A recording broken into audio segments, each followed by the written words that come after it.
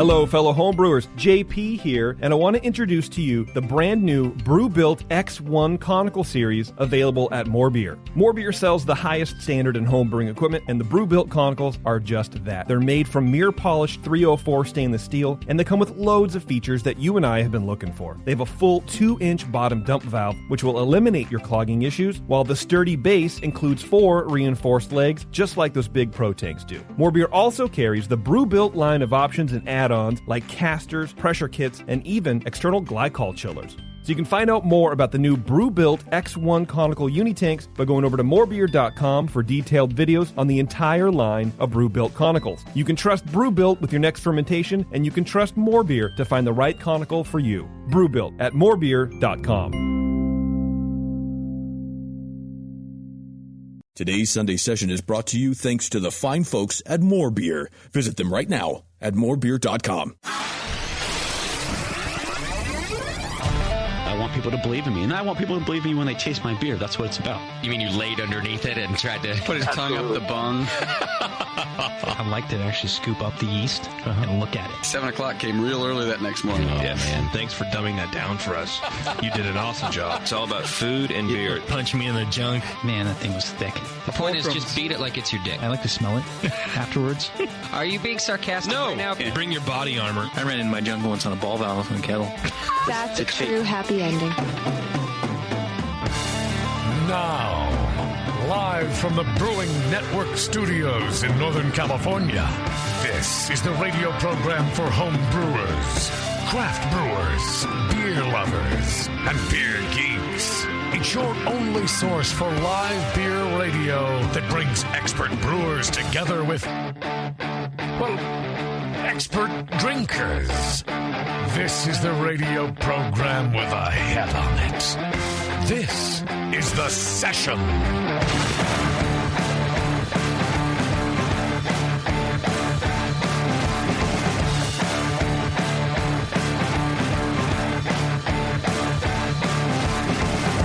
All right, everyone, welcome back to another fine edition of the Monday Session, formerly the Sunday Session.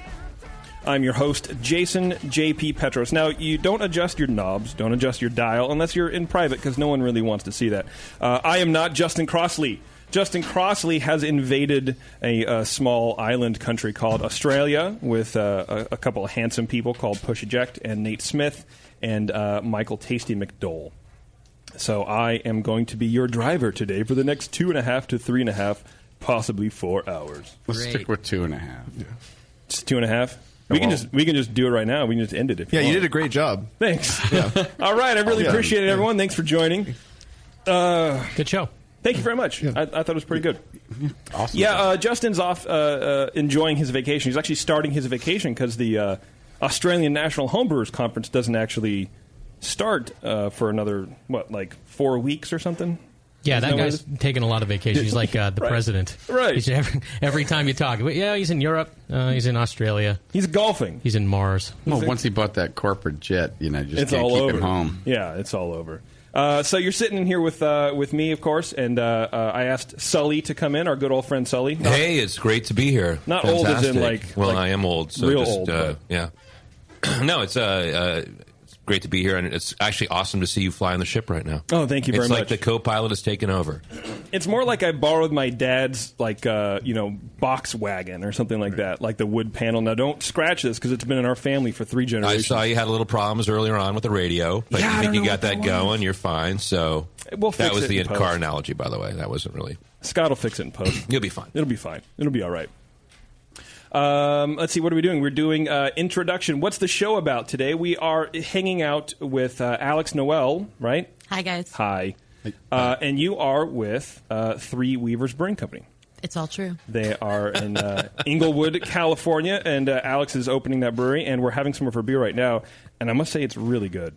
Thanks. I'm drinking the ESB, and I'm stoked that you brought an ESB, because not many people make one. It's unfortunate. It really is. Yeah. And I was at GABF last week, and I was lamenting the lack of really good malty beers like this. You could have just come and drank mine the entire time. I did. Okay. Well, not the entire time, but I ran by. But you were busy. Your booth was slamming. Yeah. It's kind of what you do when you're there. It was a beautiful booth, too. Thank you. Yeah, it was very nice. You were giving an interview and everything. You know what you need? You need like a super, I don't know what you call it in the radio industry. It's like girl brewer alert, because there's so few of them in the studio. It's usually like, you got Bevo, but you keep her behind glass here. Right. But you need to have, you need that female, thing in here. Gotta balance out all the testosterone. You got, because it's intense right now. Yeah. Can you feel it? Yeah. It's I like can feel it. pulling off the walls here. Well, we keep Bevo behind glass because we need to take care of her. She bruises really easily. She has the fair skin. It's it's a whole thing. She's got a nasty cough. Sealed in there. Yeah. And she's cooking back there, of course. Right. And she's sewing. vacuuming. Yeah. Whenever we handle her, we have white gloves. Okay, well, that's good. Yeah, hermetically sealed. It's a whole thing.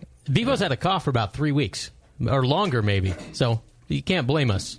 Is that why she's behind glass? Is that what you're saying? Yeah, of course. Okay. It's like a sneeze guard. Yeah, okay, well, you stepped on my woman joke there, but it's fine. Huh? I don't see gender, Sully. I do. What do you see behind that beer? Especially with women these days with clothes. They wear clothes. It's so weird. I don't know what I'm saying. I'm following you, man. Thank You're you. totally on track right now. People wear clothes. Women in their clothes. Yeah. Shoes. Right. Women wearing shoes. Yeah. Whatever. If this goes south, we could just do a Sully JP mixtape show too. Let's do it. We can just do right now. I'll put Wu-Tang back on, Okay, and we'll let's just rock out and We'll talk do about Ask Dr. Sully segment. Uncle Dr. Sully. That's right. Oh man, All right, it's a little off the rails right now. Let's get this thing back on. So, according to my notes here, Scott, I'm supposed to do the introduction to the show now. Yeah, I think we did, right? I thought that's what we were doing. Welcome to the session, everybody. Yeah, thank you very You much. want to just start it over and just play the intro? No, this is fine. This is exactly what I pictured it would be. The horrible train wreck that you can't look away from. Mark my words, when people 'Cause it's radio? listen back, yes, thank you very much for getting that. When people look back, they will note that when was the last time I did this weird thing? It was March 2012 when we had Ladyface Ale House in Brasserie. Oh, man. It's been a long time. That was Another a long LA time. brewery, though. Yes. Yeah. Caneo Valley. What is Justin's aversion to LA breweries? Maybe that's what it is. Yeah, he hates LA beer. Don't say that. There's not a lot to like or dislike. Hey. It's just kind of a barren scene. Well, no, it's true, and you're helping to correct that problem. Yeah. are you not? But It's it is a actually little changed barren. a lot. Yeah. He flew halfway across the world to avoid this show. Fucked up. That's exactly what's going on. Where the hell can I go? I'm fucking Australia. Let's get out of here. Oh, you mean I can get out of here? Sweet. Far away from LA as possible. I'm leaving. Ouch. I love LA. You don't. I used to live in LA for a long time. And then I moved away. Right. I used to also. Yeah. That's why both of you are not there. I mean, I could live in L.A., I think, for a couple of years, and then I want to escape to like some sort of seaside town on the coast somewhere. You know that a lot of LA County borders the ocean. Right? Yeah, but like a small, like a fishing village. Okay. All right. I see why Mayhem. Oh man, that would be so amazing. Where you repair your nets in the morning? Well, so I don't know if any of you follow Twin Peaks, but the Twin Peaks show is coming back, the David Lynch. I heard that. Awesome show. And so I've been introducing Taryn into the Twin Peaks world. And it's just this tiny little village, and not a village, obviously, but it's like a logging town, and everyone knows people, and you go in, you get some damn fine coffee, and you eat a piece of pie. And that's what I want for my life. It's not real. Huh? How dare you? JP's not in head. LA. Yeah. Hey, but and then SpongeBob will come out of the... Yeah. Just to turn around a beer for I think a that's second. Maine. To kind of reflect on what you just said, Alex, I left L.A. 20 years ago, back in the 40s, because there was not a vibrant beer scene now. No, it's all orange groves back then. But it was orange groves in Disneyland. And, I remember it well. But it's really changed. I mean, you've got Golden Road now, which is a big powerhouse down there, and you've got Three Weavers, and there's Smog City, which we did a collaboration with Zambo, and it's really coming around. I mean, The huge LA now. County Brewers Guild has 25 members. 25 members. 25 members. That's pretty rad. No, I do like the LA beer scene, and we'll definitely jump into that in a bit. But let's get through some announcements. First of all, Amazon. If you want to shop at Amazon, go through the link on our homepage. We get a little cut of that, and you get your product, and it helps keep us on the air, which we really need to do. Right? Yeah. Or else what is Sully going to do when he has a day off from traveling? Scott, I have here something about a Secret Santa. Oh, yeah. That's do a couple more announcements. Let me pull up Spider Wrangler's message. Don't tell them, because it's not a secret anymore. Yeah, so the Secret Santa 2014 is going on. This is the bottle share that they do on the forum. Are you aware of this? Vaguely, yeah. Has anybody, Doc? Didn't you participate in it one year? I do it most years. Yeah. How does it go? Like, give me an example of some stuff you got this year. Oh God, I got some really nice ones. It's kind of all over the board though. Too. You usually have one person that you get paired up with, and it's secret, right? And they can tell you who they are or not.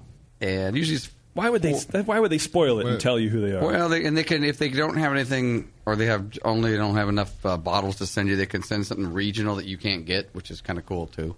Oh, that's nice. And Spider Wrangler's real good about wrangling us into doing it. I would like not to know, because if I didn't like the person, I would get him like some national beer. Yeah, toilet paper. Yeah. Well, you don't know who's going to send it to you. You can send it to you know who you're sending it to, but they don't know. Oh, the other way around. Yeah, you don't know who you're getting it from.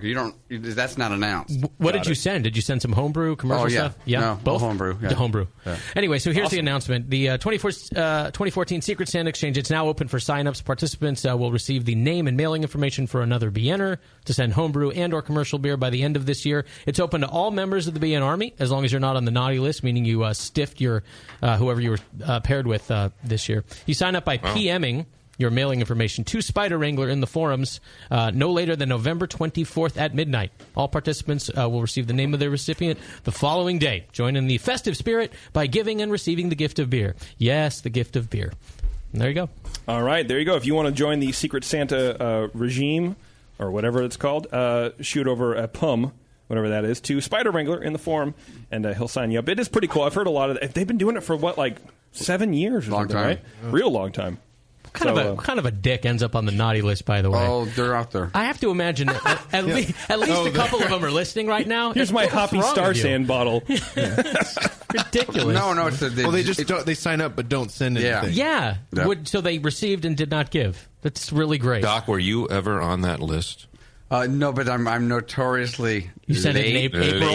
Yeah. No, I usually get it there on time, but I don't send it. Like some guys they're getting it, a month before Christmas, getting it out and getting it done. No, I procrastinate and I usually get it there just like New Year's Eve. No, January 9th. It's okay to get it there that late. Yeah. It's not considered uncouth. No. It's when Spider's like looking for people in February. Yeah, poor guy. Who is this guy? He sounds like he's amazing. Mafia. He's one of our super fans. He's who I go to when I'm like, hey, what's that time that Sully talked about giving himself oral with the ribs removed? And he'll give me a date stamp and a time stamp and an image in your brain. Is that approximately 12 times? And then how far into the show it was. Exactly. Yeah, and then he followed it up with a thing about that thing. He's invaluable. Hey, remember the quote game we played? You can thank Spider for a lot of that stuff. Well, thank you, Spider. There you go. Yeah. Okay, I think let's do some feedback. What do you think? Mm-hmm. Yay, feedback. Feedback today is brought to you by the fine people at Beer Law Center. Our friend John there protects our copyright. He's a good dude. He's a trademark guy. He's a trademark attorney. If you are opening a brewery, opening a winery, check out John at Beer Law Center. Go to beerlawcenter.com. He will help you not only file for your trademark, but help you protect it as well. You know who else I want to give a little credit to? They're sponsoring this because I say they are. Wicked Weed Brewing, our guest from last week. JP, you missed the show, but I brought in this bottle of Black Angel, their black sour ale that was aged on cherries and bourbon barrels, so you could taste what you missed. That's what we're drinking. Amazing stuff. And it's delicious. So I just wanted to thank them once more for bringing out all this great beer and give you guys a chance to try it for yourselves. Oh, man. It's really nice. Anyway, thank you very much. I really appreciate that. Sure. Oh, it's delicious. Thanks, Wicked Weed. Why is that cracking you up over there? Welcome to the show. I thought everybody else was thanking Scott Just nodded on. for bringing the bottle. Yeah. Like Tasty's in the studio. I was thanking Wicked Weed for the beer. I just thought it was so dry and just... Well, remember, I usually drink the beer. That's before I bring it in. So I should be thanked for not being a selfish jerk. Right. Well, right. And everyone else could thank you, but I was thanking Wicked Weed. All right. I can't thank who I want to? No, you can't. Apparently. Okay. Yeah, Thanks, you can do whatever Scott. you want. Not out loud. You're doing great. You're welcome, Beardy. I think you're doing amazing. What's in the feedback? All right, feedback. This is from House Shoe. He said, I made the more beer hydromel mead, basically a low-gravity 5.5% mead a few months ago, and it's tasting great. but I wanted to experiment with half of it and put some fresh pomegranate juice in it since I have some growing on my property. The question is, how much do I use? I know pomegranate is a very strong flavor, and this mead will be easily overpowered. I know you guys are not necessarily mead makers, but can you help a brother out? How much pomegranate juice can he add to a hydromel? Doc? I think the answer is enough. Enough, yeah. But not too much. It depends. Wow. It depends. As Chris White likes to if say. If he wants to put it in and have it ferment, fine. That's kind of hit and miss with that. Or he can use it and use the juice back sweeten it with the juice. How do you back sweeten it without it re-fermenting? You just a couple ways. Keep it cold. Sorbate will do it. Filter most of the yeast out of it. With like a plate filter or something like that? Yeah. There's a few different ways to do it. All right. But I guess as far as flavor goes, it sounds like you just add the taste. I would add it in, let it ferment, and then you keep some in reserve to back sweeten with. Yeah, exactly. Would you sulfite the sweetened juice? Would that do anything before you add it back? Well, it's his juice too, isn't it? Yeah, probably. Juice. Well, it's not like he's buying it that it's already got preservatives and stuff in it. Right. So yeah, it depends when he's adding it. It sounds like it's already done. It sounds like it's fermented the mead's out. Fermented. It sounds like it because he said it's 5% ABV. So. Oh yeah, then I would sulfite the pomegranate juice. Yeah. Okay. Since it's not already. Because there could be some wild stuff in there. All right. And then if it's already fermented, then just do a taste test. Like get some way of measuring amounts. Yeah, and like just a pipette or something like that. Yeah. Or like your kid's size 10 and then your size 12 and then just add them together in proportions if you don't have anything else. And then just see what tastes good and then scale it up. Okay. But yeah, like Doc said, you want to add some way of preventing re-fermentation. You could pasteurize it too. How would you do that? Just you have a big put it in a pan and yeah, you could put it in a pan, or if you have access to a pasteurizer. You know, a big tunnel pasteurizer. I would love that. Yeah, this guy has access to a pasteurizer, but he doesn't know how much to add. I'm not sure if I should use my flash pasteurizer or just not. Tunnel pasteurization. I would suggest actually in this instance. Throw caution to the wind. Is he living near Fairfield? Just throw him in the tunnel pasteurizer there at AB and just catch him on the other side. Nobody even knows. Have him just irradiate it, like they do in the big. There you go. That works. Yeah. You're thinking. Man, Doc, you give the best advice. I know. Okay, this one, he says, hey, guys, I just want to tell you that I've added another medal to your club total. Well, I'd rather correct you and say it's our club, not just ours. What? I entered my first competition, Commander Saaz, S-A-Z, like the hop, with 3 entries. I had a Saison and a blonde ale made with the second runnings from the Saison. I also entered an IPA. My Saison took silver in category 16 with a 41 average score. The blonde got a 34 and the IPA got a 31. I put the B in as my club because you have increased my brewing knowledge 100-fold. Keep up the good work. Good man. Awesome. Yeah, nice work. iPhone. This is sent from my iPhone. Look at that. iPhone iOS app quit working. Widespread issue? ? Thinks. THX. If you're typing already, why wouldn't you spell a word properly? You know it autocorrects. I've texted on a phone too, right? Am I wrong on that? No, you're so right. iPhone iOS -app quit working. Widespread issue ? It's funny. Sort of. They want to know. They want you to know they can abbreviate. Right. Is it a widespread issue? I don't know. I think for a while our stream was down because when Jay came back, we upgraded a bunch of our computers and all that kind of stuff. And so I know he was slowly importing. So maybe if you sent it at that time, maybe that was a problem. I don't know. Try it now. If not, keep trying. This is from TKS. He says, hello, no more shows posted to iTunes since the Gordon Biersch show. Are you guys going to continue to post there? Yes. I will pass that on to Justin. I apologize. And that's an issue on your end, brother. It's working fine. Try unsubscribing and then resubscribing. That usually works with stuff like that. iTunes sometimes doesn't like It's like breaking up with your girlfriend and then getting back together with her again. Right. It just makes everything that much more sweet. It is, isn't it? Yeah. It amplifies it. It's fresh again. For a moment or two, and then you're like, oh, shit. Yeah, sweet or awkward. It's the Gordon Biersch show. Regardless, it's fresh again. Right. Yeah, but she's got one foot out the door, you know. She does. She does, and she's smart that way. This is from Jacob Mitchell. She says, why is this session the only recent podcast I can get? I know I've seen live stream events for Brewing with Style and Brewing Strong, blah, blah, blah. See above question. I'm just going to say that. He says, please help. I'm having withdrawals. Try unsubscribing and then re-subscribing again. I don't know what to say. Well, there was also a lull again with the Justin and computers and importing stuff. There really was almost like probably a 6 or 7 week period where nothing got posted because our computers were on the fritz and we replaced everything. So it should be working now. These are probably just a week or two old. All right. This one is from Hop Loader. He's in the BN Militia 1st Sheep Wranglers Division. He says, hi, Justin and the pantsless asshats of the BN Army. I've been listening to the BN for the last couple of years and love all of the shows, even that other show. And I've listened to them all. I still like listening to the old shows, and I was wondering if there was any plan to get the live stream cycling through all the episodes. I listen to the shows at work and would like to just tune in and listen to the live stream of all the shows in order at any point that I'm at my desk. The other day I was listening to the episode about the calendar of the widows of the BN, and my girlfriend was keen to submit a photo of her lying across the top of my Keyser. Anyway, keep up the good work.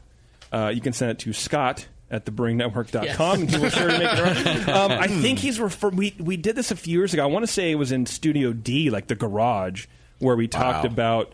do you remember this? Where it was like because people listening to the Brewing Network are brewing more often, and so they're kind of leaving these widows behind. Their women, their wives, and their girlfriends don't know what to brewing widows do. Yeah, brewing widows. Thank you very much. The calendar was kind of like in your workshop. You have those cheesy calendars the mechanics always have. Right. See, now Spider Wrangler. Cheesy? Yeah. Oh, yeah. Spider Wrangler would know exactly what we're talking about. He would. Yes, again, that's...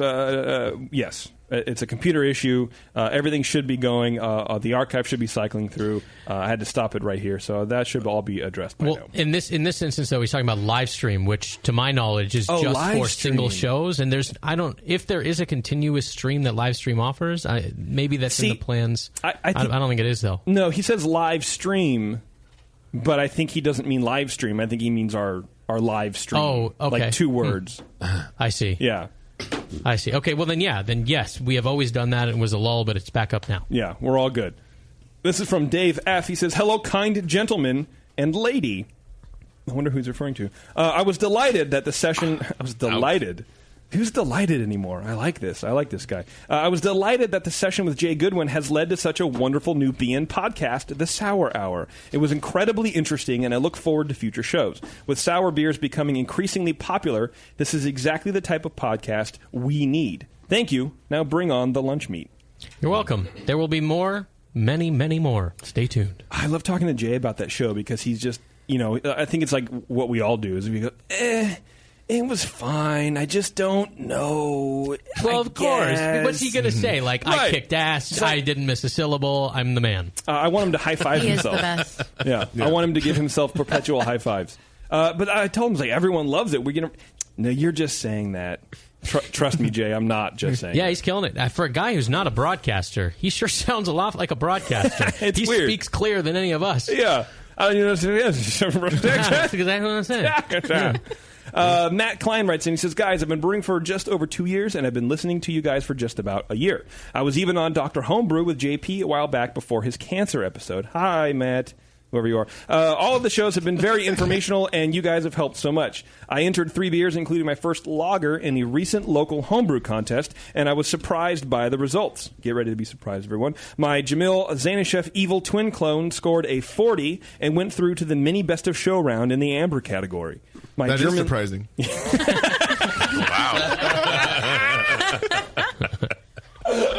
They're going to change the locks on you. Man. You don't have a job. Perfect. I was ready. Yeah. I was ready to be surprised. My German Pilsner scored a 41 and got a second place in the overall lager category. The change to proper yeast pitching rates as well as temperature-controlled fermentation has made a huge difference. Thanks again for all your help, Matt. See, nice work, Matt. There's another guy that, he can't say, like, I went into that contest knowing I was going to win it. I brew the best beer east of the Mississippi, and I'm the best. No, you have to be like, it surprised me and little old me. For sure, yeah. It sounds like he made some pretty good changes to his brewing. Man, that's all it takes. Just change up, just be clean about a bunch of stuff, man, and you'll be fine. You'll do all right. This is from Donnie Hummel. Donnie says, "Hey, BN crew, Justin mentioned that he didn't think a BN listener had won the Pro-Am at GABF in the Schwartzbier episode of Brewing with Style." Whenever that was.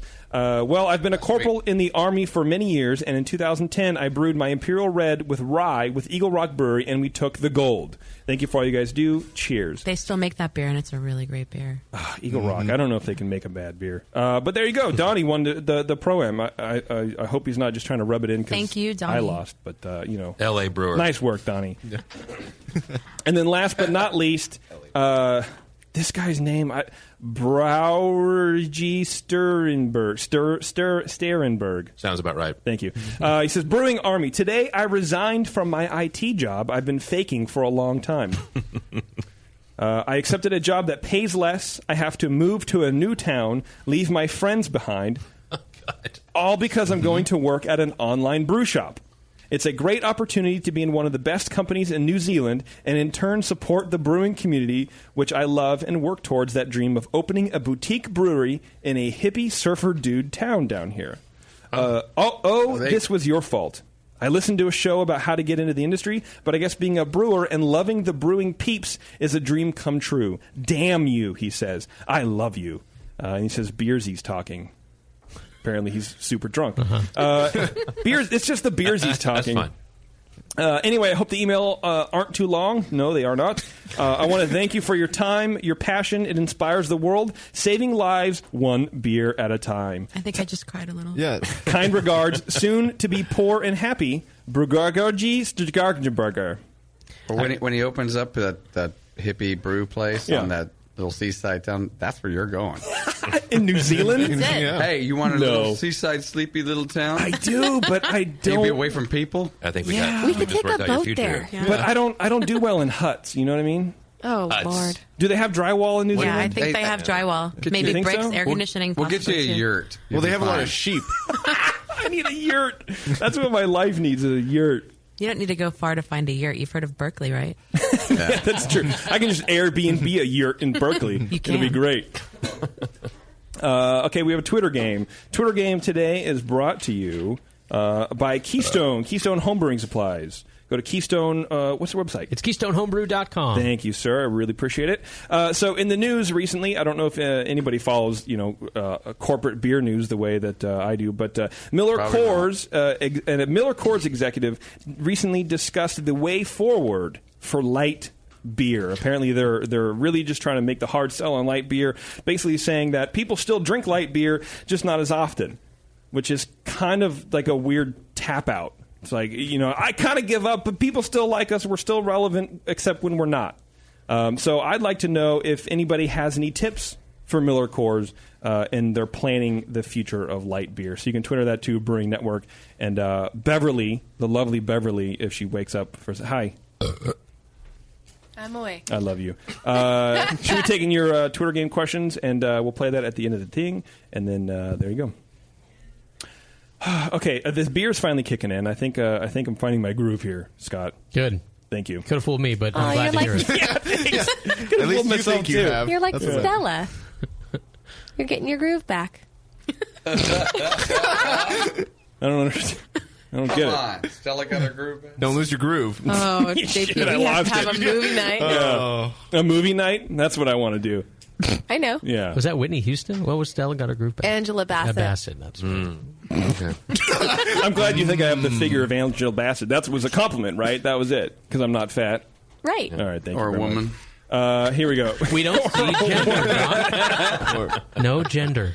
Sure we do. Why not? All right, let's take a break, and when we come back, we're going to have a conversation with Alex from Three Weavers. Hold on, I need to push the start playlist button.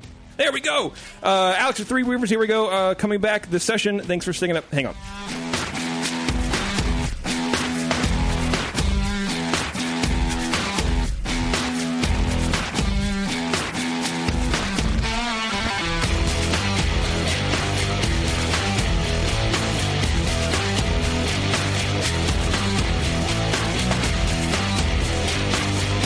You're listening to the Brewcasters.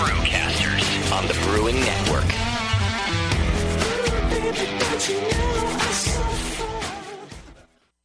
Since the first time the Brewing Network microphones turned on, More Beer was behind it. More Beer sponsors the programming on the BN because, like you, they love brewing. And like the Brewing Network, they love sharing their knowledge. Morebeer.com isn't just a website to place your next equipment or ingredient order. Morebeer.com also gives you access to free beer information that will make you a better brewer. Go to morebeer.com and click into the Learning Center. You'll find podcasts, technical facts, video tutorials, and more, including access to The Buzz, More Beer's social network of more than 5,000 members. And some of them might even be crazier about beer than you are. Get over to morebeer.com today and take advantage of The Buzz, the forum, the Learning Center, and make sure you're signed up to receive the newest More Beer catalog. More Beer, bringing you absolutely everything for beer making. The 21st Amendment. Watch out! Do you like beer? They make beer. Watch out! Do you like friends and fun? They make friends and fun. Watch out! Do you still like to have a good time? The 21st Amendment. Watch out! The 21st Amendment in San Francisco, located at 563 2nd Street, 2 blocks from the building where baseball is seen and played. Try their beers in the pub or try them in the can, featuring Monk's Blood. Made with real monk. Watch out!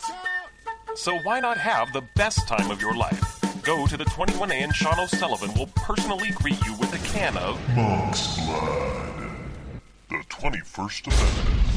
Watch out! This advertisement is not in any way affiliated nor associated with the 21st Amendment Bar and Pub, nor its subsidiaries or affiliates. This telecast is not copywritten by the 21st Amendment for the private use of the Brewing Network. Any use of this telecast without Jamil Zainashev's consent is prohibited. Suck it, JP. Hi, I'm Jamel Zainashev, and in addition to my work on the Brewing Network, I write the Style Profile column in every issue of Brew Your Own magazine.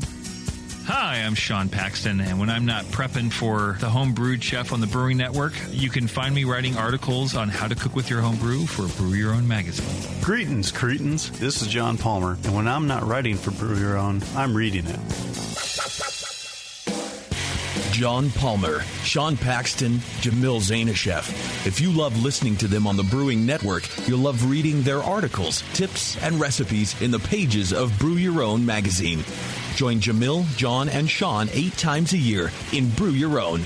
And when you subscribe to BYO on the Brewing Network website, half of your subscription price goes right back to the BN to support great beer and food programming.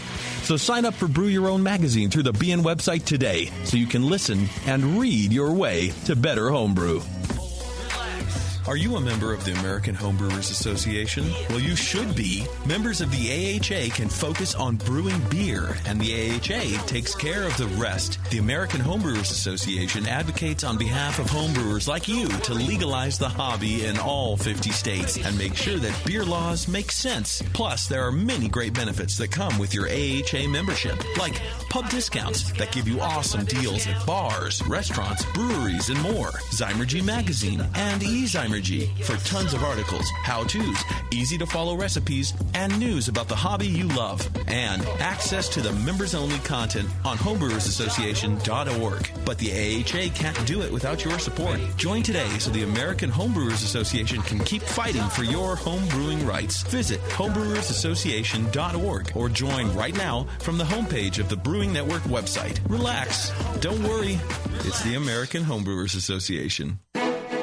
Hi, I'm Jason Harris, the proud owner here at Keystone Homebrew Supply. We're thrilled to be entering our 20th year of supplying this great industry. And to show you, the Brewing Network Army, how much we appreciate your support, we're offering you 10% off your first order on our website, KeystoneHomebrew.com. Just use coupon code BNARMY at checkout, and I'll get your order out the same day. My goal at Keystone Homebrew Supply has always been to have a complete supply of everything a brewer could want. When you place your order online or when you come into our store, it's our goal to have everything on your list and more.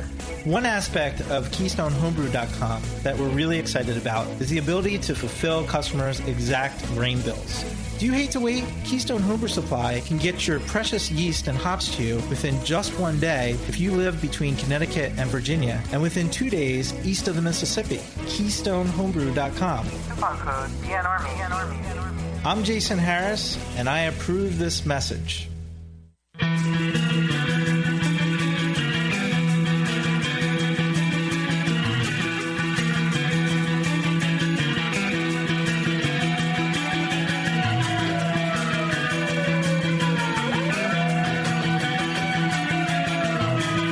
tuned into this session. Because life's too short to listen to crappy radio.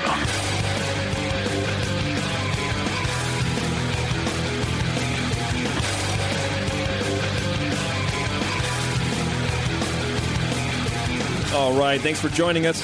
It's the session live from the Hop Grenade in downtown Concord. If you're a local, I highly recommend coming down and checking out some of Alex's beer. She is from Three Weavers down in the SoCal. If you're hip, if you're real cool, you call it SoCal. Otherwise, you call it LA, because anything south of the Grapevine is LA to out-of-towners, I feel. That pisses right? off San Diego people. Like you wouldn't believe. It pisses off Orange County people, too. Yeah. I don't really care about Orange County. San Diego's you better, upset that because they're a they're part gonna of buy your beer. SoCal? Yeah, and then everyone in Sorry, LA Orange goes, County. yeah. Everyone in LA goes, yeah, that's right.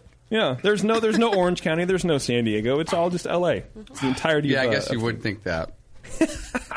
Why It's not? the right? state of Connecticut, basically. Well, why not? What does that even mean? There's still one of those. We don't know.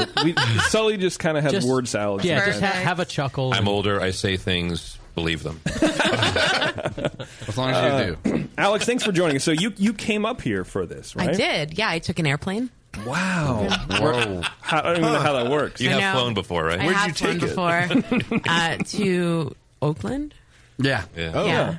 So now, Oaktown. many people may not know this, but you are actually a listener of the Brewing Network. You're a Brew Strong fan. Yes. Right? Yes. How long have you been listening to Brew Strong? It's been a little while, but I was listening to Brew Strong before I moved out to California, so that was about 6 years ago. Where'd you move from? Miami, Florida. Miami, Florida. Miami, Florida. Was it the dulcet tones of Jamil Zanishev that think brought you from Miami? I was starstruck when I met him for the first time, I have to admit. It's like those like starlets or whatever from the Midwest in the 30s. Like, I'm going to move to Hollywood and star in the pictures with Me, Fay it's Ray. like, I'm going to move to Chico. I'm going to move to Chico and make no money at all. How long have you been in the brewing scene? Were you a home brewer first? I was a home brewer for a little while. I studied brewing science pretty formally in the senior year of my undergraduate program in Miami. And I've been a professional now. I guess it's been about 5.5 years. 5.5 years. Yeah. What drew you to the profession of homebrewing? Or I not didn't want to homebrewing, be an of, attorney. commercial No, brewing? Oh, wow, that's my life. That's like 40% of the brewing industry. I just didn't want to be a lawyer. I had never really been exposed to it before, and I loved it. It was great, the fact that I could produce this really amazing beverage that was, analytical but also very artistic in its skill, and maybe even get a paycheck from it. Maybe. Has that happened yet? Yeah. You got Oh, paid? yeah. I pay my rent. Wow. Nice. Most people don't do that. Most people are on, unemployment. Especially people around here. I am. What about your I live in LA now. What? Huh? That's true. I don't know. Who, No. were you saying something? I said, what about your student loans if you're going to be a lawyer?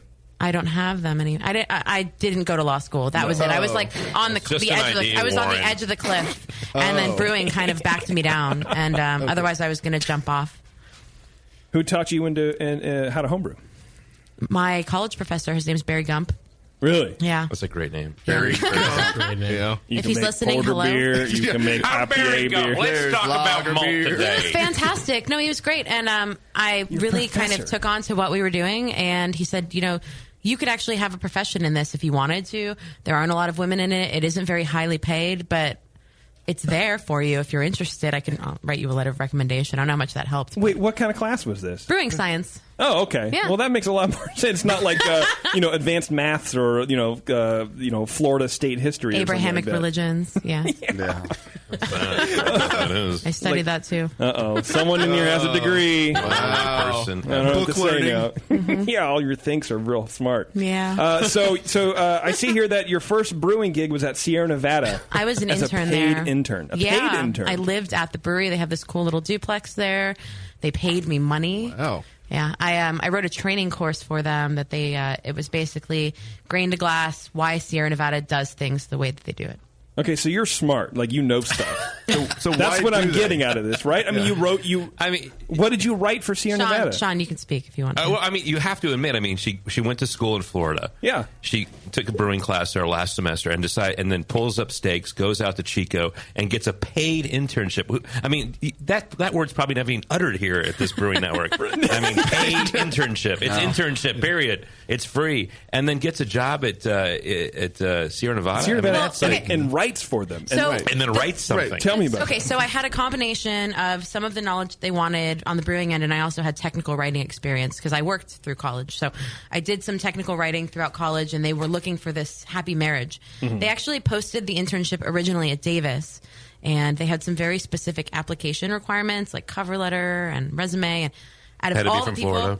No, out of all the people that applied for the job out of Davis and myself, I'm the only one that actually followed all of their directions to a T.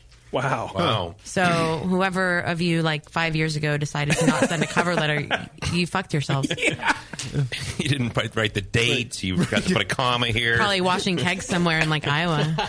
I'll make it one day. My grandfather is going to leave me in his will $20,000. Or at Heretic. Hey. Oh, burn on you. How was working out? Sorry, go ahead. I was going to ask if Sierra Nevada ever let on how many applicants there were. Like, you got how many people want to be paid interns there? I'm assuming hundreds. I don't know. They never told you. No, so I sent out my Make up resume a number. cold, like to 50 breweries, paper, resume, cover letter, everything. Yeah. And I got calls back from a few people.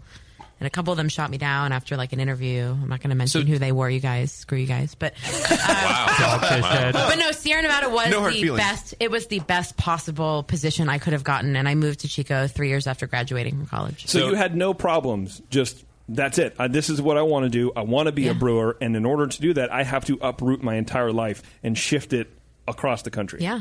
Into just some weird college. Well, you were young. You were young. I mean, 24 at the so time, I mean, so that It was seemed easy. like It wasn't like I had any sort of... and honestly, you're in Florida, so Yeah, pretty much. Right. But you're Sorry, love you, like Florida. Love you. But you're from Miami. We'll be there I next am. year. Yeah. So Yeah. that's everybody you know. Yeah. It's fine. Wow. Okay. Let them in. Apparently, there's American Indians doing a rain dance next door. What's going on in the women's bathroom over there? Yeah, it wasn't actually that big of a deal because at the time in Florida, it was a really dismal place to even try and get a job. I applied to Okay. the few breweries that existed there, and they all just kind of laughed at Yeah, me. because that's kind of a barren brewing scene, also, right? Yeah, it's getting a little bit better though. Yeah. Yeah. Okay, so you shift out to Chico, and pretty much anybody in the brewing industry at that time, I imagine, would love to work for a giant brewery It like was that. I mean, they're unbelievable. they're trendsetters. Yeah. They're the industry standard. I Yeah, imagine, and they for do that kind of everything stuff. in a way. I think that they do everything in a way that it should be done. I mean, that takes a lot of money and Mhm. engineering and things like that. But that was the best role model to walk into for your first brewery experience ever. I imagine it sets the bar relatively high. It does. So, what did you do as an intern there? So I basically ran around the brewery, interviewed department heads, followed brewers, cellar people around, filtration guys, talked with sales, and just kind of got an idea of like the ethos of why Sierra Nevada is doing things, why they're such stewards of the environment, so their sustainability programs, why they choose to use whole cone hops and be these like ultra pure traditionalists. And it was really incredibly cool. And then put it all into this. It ended up being, it was like a 170-page document or Wow. something with the PowerPoint. Is that what you got hired specifically to do? Is to do that? Yeah, paper? but it was kind of self-guided. And right out of college, after doing research for so many years, like writing papers and stuff, it was easy. Except Sure. I ran around a brewery, and I mean, You lived at a brewery. I wake up in the morning, you could hear the fuel cells, like the fuel cells at Sierra Nevada were like right across the street, and you'd walk outside the door, and you could smell them brewing. Celebration season was really great too, because wow.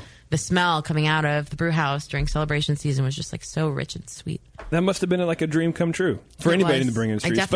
I definitely cried a couple times. Did you really? Oh, it was beautiful. That's like, awesome. That smell, like just to walk in and just see that place. Ken Grossman pristine. walks in. Excuse me, Alice. What's going on here? Nothing. I just No, got some actually, yeast in my eye. Ken's not much for small talk, so Are you weeping? Come over here by the kettle. We need some salt addition. cry tears into our kettle. Yeah. Did they put you up in that duplex too, so you lived there for free? Yeah. Wow, that's amazing. It was part of the deal. Yeah. And got paid. Yeah. Did you live with any other interns, or did they No, give you it was your like own a place? 3-bedroom part of the To duplex. to yourself? Yeah. God. Yeah. And they stocked the fridge with beer too. Oh. That was it all Sierra Pale Ale?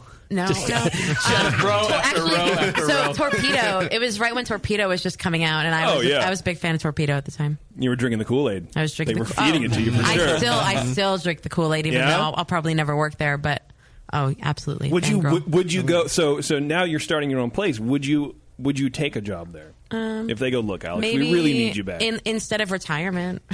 Yeah.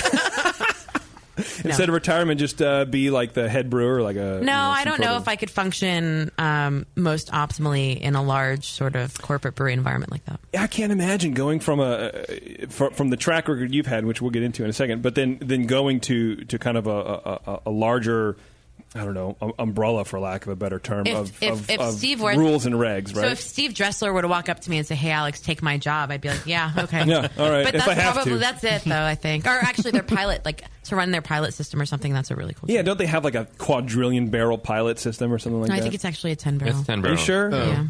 But it's a I'm gonna scaled check down that. version of their Quadrillion sounds 200. about right. So it's like a 5 vessel 10 barrel really cool Mueller system, and I'm going to check that fact because I think beautiful. you might be wrong. No, I think you're wrong. Wow.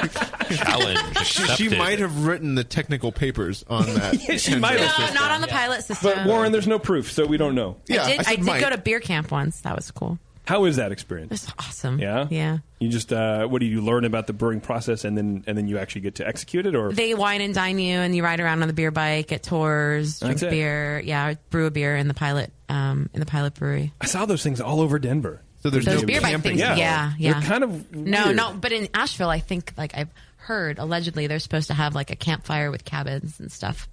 Wow. For an actual beer camp. So yes, Like I it's want to go to actual Asheville. camp. Yeah, They're building a facility to host It might already camping be trips. done. Are they? I don't know. Are they going to hire the camp bully, or are they just going to let that? Like, who's You going to know. get on the flagpole by You their know underwear? they've got a full time camp counselor. Could you imagine being like full time beer camp counselor at Sierra Nevada? I would love that because I would just yell at people to go back and walk. Grab your Stop running down the hill. That used to happen to me at camp. Grab your toothbrush. The bet louder it did. tongue needs cleaning. All these homebrewers just showering in a common shower. All right, down for the mess hall. Here we go. Just ruined that for me. No, you never went to camp? Well, I did, but I didn't do that. They were topless haircuts. I didn't have community showers at camp. Oh man, community showers are the worst. It's like PE, but without the credit. You never knew whether you were going to get actually a hot shower.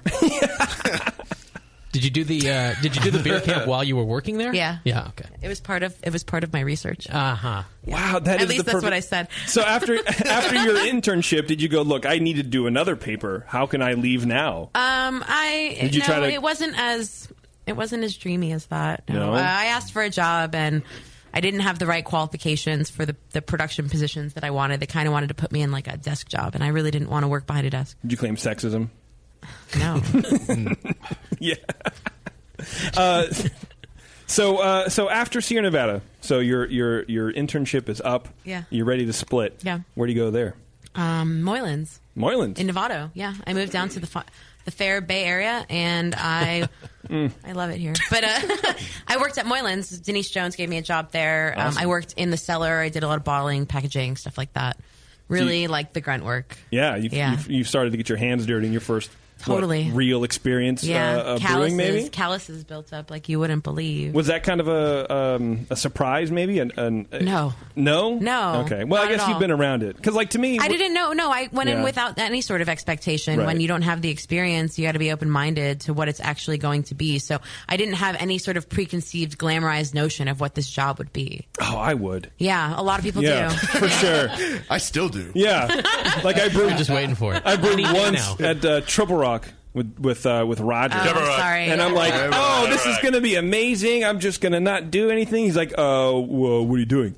I'm just standing here. Here, put this over here. And he was like pushing me around. I'm like, Yeah. what, I got to do work? Yeah. That's insane. I'm a brewer. I don't have to, Triple you don't have Rock's to work. a really cool system, though. I mean, Triple Rock's pretty unique, that's Yeah. for sure. Trying to grain out. Triple trying to Rock. Pull the Sitting mash down- tun out. You're really tall. Yeah, well, I actually yeah. can. Like, I worked there for a month. They did this little brewer sort of exchange program with Drake's and Triple Rock and stuff, and I loved it. I thought it was great. It's cool, but I definitely had a misconception of how much work What were you went expecting? into. Yeah, right. Especially with Roger. You know what? Well, Expecting to sit on a lawn chair and drink beer. yeah. I mean, you have met Roger before. Actually, I wanted to be in a little backpack on Roger. No, I guess I expected more minions. What No. surprises me in the brewing industry is how little help that brewers have. It's a lot of like, this is your domain. You're the brewer. You clean kegs, you clean the mash tun, you clean the floors, you do all this stuff. And I expected. You expected Sully's life, basically. I expected Sully just to travel and eat cheese curds all day. Why am I getting thrown to the bus right now? I worked there for 2.5 years, actually. Yeah. That's a hard brewery for a tall person to be in, too. I mean, how many times I hit my head on the sample cocks there coming up out of that. Sample cocks? And we had this big head, It's a big head. Thank you. I mean, that's a hard brewery to work in, actually. Very narrow. It's like working in a submarine almost, so... But yeah, that's what I expected. What in a did you small think? brewery, Like just you this push army a of button and grain out would happen. Oompa Loompas. I have that now. I guess. Or how about just a lot of interns? Interns, right? Yes, exactly right. No, you got to pay your people. You pull a lever and beer comes out of a faucet. That's what I thought. I'm like, oh, we're going to brew? That means drink. Yeah. I had no idea. So to me, it was shocking, but I'm pretty dumb. So There's I would work have thought. yeah. I would. Who would have thought that there's a work to make a bunch There's of work beer? involved, yeah. Yeah. So you learned all that basically at Moylan's, No. like hands-on. No, I learned the packaging side and stuff. There was a lot of staff there, and it was at the bottom of the totem pole, and there wasn't a lot of room for advancement. So I started seeking out opportunities elsewhere. And then elsewhere would be landing you in Drake's in San Leandro, right? That was a great job. Well, I think you almost, tell me if this is fair to say, you kind of went in reverse, I guess, for lack of a better term, from the behemoth of behemoths to Moylan's, like a really well-established regional whatever with some distribution, and then all the way to your current gig, which we'll get to, which is a brand new fledgling, just getting off the ground. It's kind of a reverse path. Yeah. A little bit. I mean, not maybe not for beer, but just sort of traditionally, right? Well, like who starts at J.P. Morgan? Oh, I guess plenty of people, and then I like to eventually think they that have it's their just own. well-rounded. You know, I've been able to experience a lot of different facets of the brewing industry, and it's really settling into where you want to end up, or at least for now. You know? But Scott has a point, because I think it's not many folks get that kind of indoctrination to the brewing world, I suppose, at a benchmark, high level, giant production and brewery. Actually, like now it's a lot harder. I mean, I can imagine. Yeah, it's so much more competitive as far as jobs go. There are more breweries out there, but a lot of them are like the sole proprietor sort of brewer thing going on. And back then, it just wasn't mainstream like it is now. So I probably would have had a much harder time trying to get a job now than I did, 5.5 years ago. Absolutely, yeah. But I think you did kind of have a really nice path. Yeah, for you. That was really cool. It's a great crown on top of your resume. Yeah, for sure. Yeah. Was it an extreme to go from Sierra Nevada to Moylan's? Oh yeah. Yeah, because they're night and day different. They both make amazing beer, but that's got to be for sure. Yeah. How was that? It's fine. To navigate. It was all right. It's fucking whatever, dude. What do you want from me? No, it's not that at all. So I was completely enamored with the industry in itself. So I just was kind of like a sponge. I was just taking it all in. Whatever it was, it is what it is. You take it as it comes at you. And it just happens to be a really tiny brew pub in Novato. Yeah. Well, I think what you're saying is that you go from Sierra Nevada, which is a huge company, and they have all these processes and systems in place. And then you go to a small little brew pub where you've got like a brewmaster, and then you have maybe a few other people working there, and you're all kind of, you all have different hats. So you're all like kind of running around with your heads cut off. I mean, it's not as probably structured as it was at Sierra. Absolutely. Well, actually, Denise runs a really structured show for sure, but I don't know. It was really small. That's cool. Yeah. So you had, sorry, go ahead, Doc. I think, Sully, I did see the dump trucks inside your building. I don't know what you're talking about. Let's get back to Alex. So Drake's, a small dump truck. So you shift up to, or actually down to San Leandro, and it says you're running the barrel aging program. Yeah, my ending position at Drake's was the lead brewer. So I handled new recipe development, and I did all the raw ingredient sourcing. I ran the barrel program, the cask program. It was really such an amazingly cool job. Did you get hired to do that, or was that kind of a thing where you had to work your way up to that? No, I got hired as a shift brewer. When I was hired, there was just 4 of us running all the production, from brewing to filtration to packaging. Everything was done by 4 of us. Yeah, yeah, and the company grew a lot in the 3 years that I was there. Drake seems like it's a small brewery from the outside looking in, but it seems like there's a lot of brewers that come out of there, really high quality brewers. You have a lot of. They know what they're doing. You have a lot of other brewers who've come from other places that of course, other breweries that have gone there as well. I mean that place is blowing up. I mean they're taking new space in the next building, and they're upgrading all their equipment. I mean, it's getting a lot bigger. But you look at, like, you have Jeff O'Neill, who's out at Ithaca, or he's at Peekskill now. You have Bert Boyce, who's like poised to run the Boston Beer Company. Wow. You have Brian Thorson, who's in LA. All former You have Drake's Brewers. Roger, Roger Davis, who's at Faction, and his beers are just amazing. Melissa Myers, who's an amazing brewer, now is a Good Hop. It's just really, it was an amazing place to learn. I think I feel really happy. Oh, and you have Mike, who's at Buffalo Bills. But I learned from a lot of these like kind of old school veterans of the industry, which is really great to learn from them. Just, I don't know. I feel incredibly fortunate that that's where I really, truly learned how to brew. Absolutely, yeah. From all these old hands, kind of. Yeah, a lot of experience, many years of experience coming into like the education, like on the job that I got. Yeah, it's a testament to John Martin's kind of like big vision of craft beer in a lot of ways. The guy who started Triple Rock with his brother way back in like 1985 or something like that. I mean, a lot of brewers have gone through there. I mean, it's like a lot of people have come through those two breweries, Drake's and Triple Rock. So many people, and they've gone on to kind of do their own thing. It's pretty remarkable when you look at like. It's like the alumni, like the alumni of the brewery. It is, right? It is. I mean, that's what it seems like. You get people. I mean, it's crazy. I mean, you just get great people, and they kind of like go on to do something else that's even better in some ways. So in my notes here it says, and like you just mentioned, brewing production grew. I have 100% in the 3 years that you were at Drake's. The first year that I was there, I think we did about 4,000 barrels. Yeah. And then in the last year, I think we brewed almost 20. Wow. So it was more than that. Wow. And did you kind of help facilitate that growth and kind of manage how you're going to, where to put all this beer? She did it with this hand here, these hands here, these black nail polish hands. It's blue. But anyway. It's navy. It wasn't just me. We had a really, blue. In a brewery of that size of production, it's not all done by one person at all. We had an amazing team, a well-trained team. Jesse Hauk was our production manager. He was kind of instrumental in facilitating a lot of the processes that allowed us to grow so comfortably. But we just rocked it out. We brewed, when I left, we were brewing 24 hours a day, 5 days a week. Wow. Now I think they might be a little bit past that. But sure. When you look at doing like 23 to 25 brews in a week, it's always, the brew house is always running. How do you manage a growth like that? What do you do? Do you go you train more your fermenters? people. Do you get a bigger brew house? A combination of People first? both. No, we just kept dropping in more tanks because the brew house upgraded from like a 15 to a 20. The brew house was capable of running. We had some of the processes that, like to take a shit on you if you ran them too hard, but you learned how to like say sweet things to the brew house. So you have a German brew house then? At Drake's? Because it said you took a shit. Ah. Sorry. Yeah. Wow. Sorry. Wow, I killed that. Yeah. Stay for the late show. Wow. That was a JP joke, not a Jason joke. Okay, well, we just kept dropping in a lot more fermenters. More fermentation space because you could run the brew house. You just need a tank to brew into.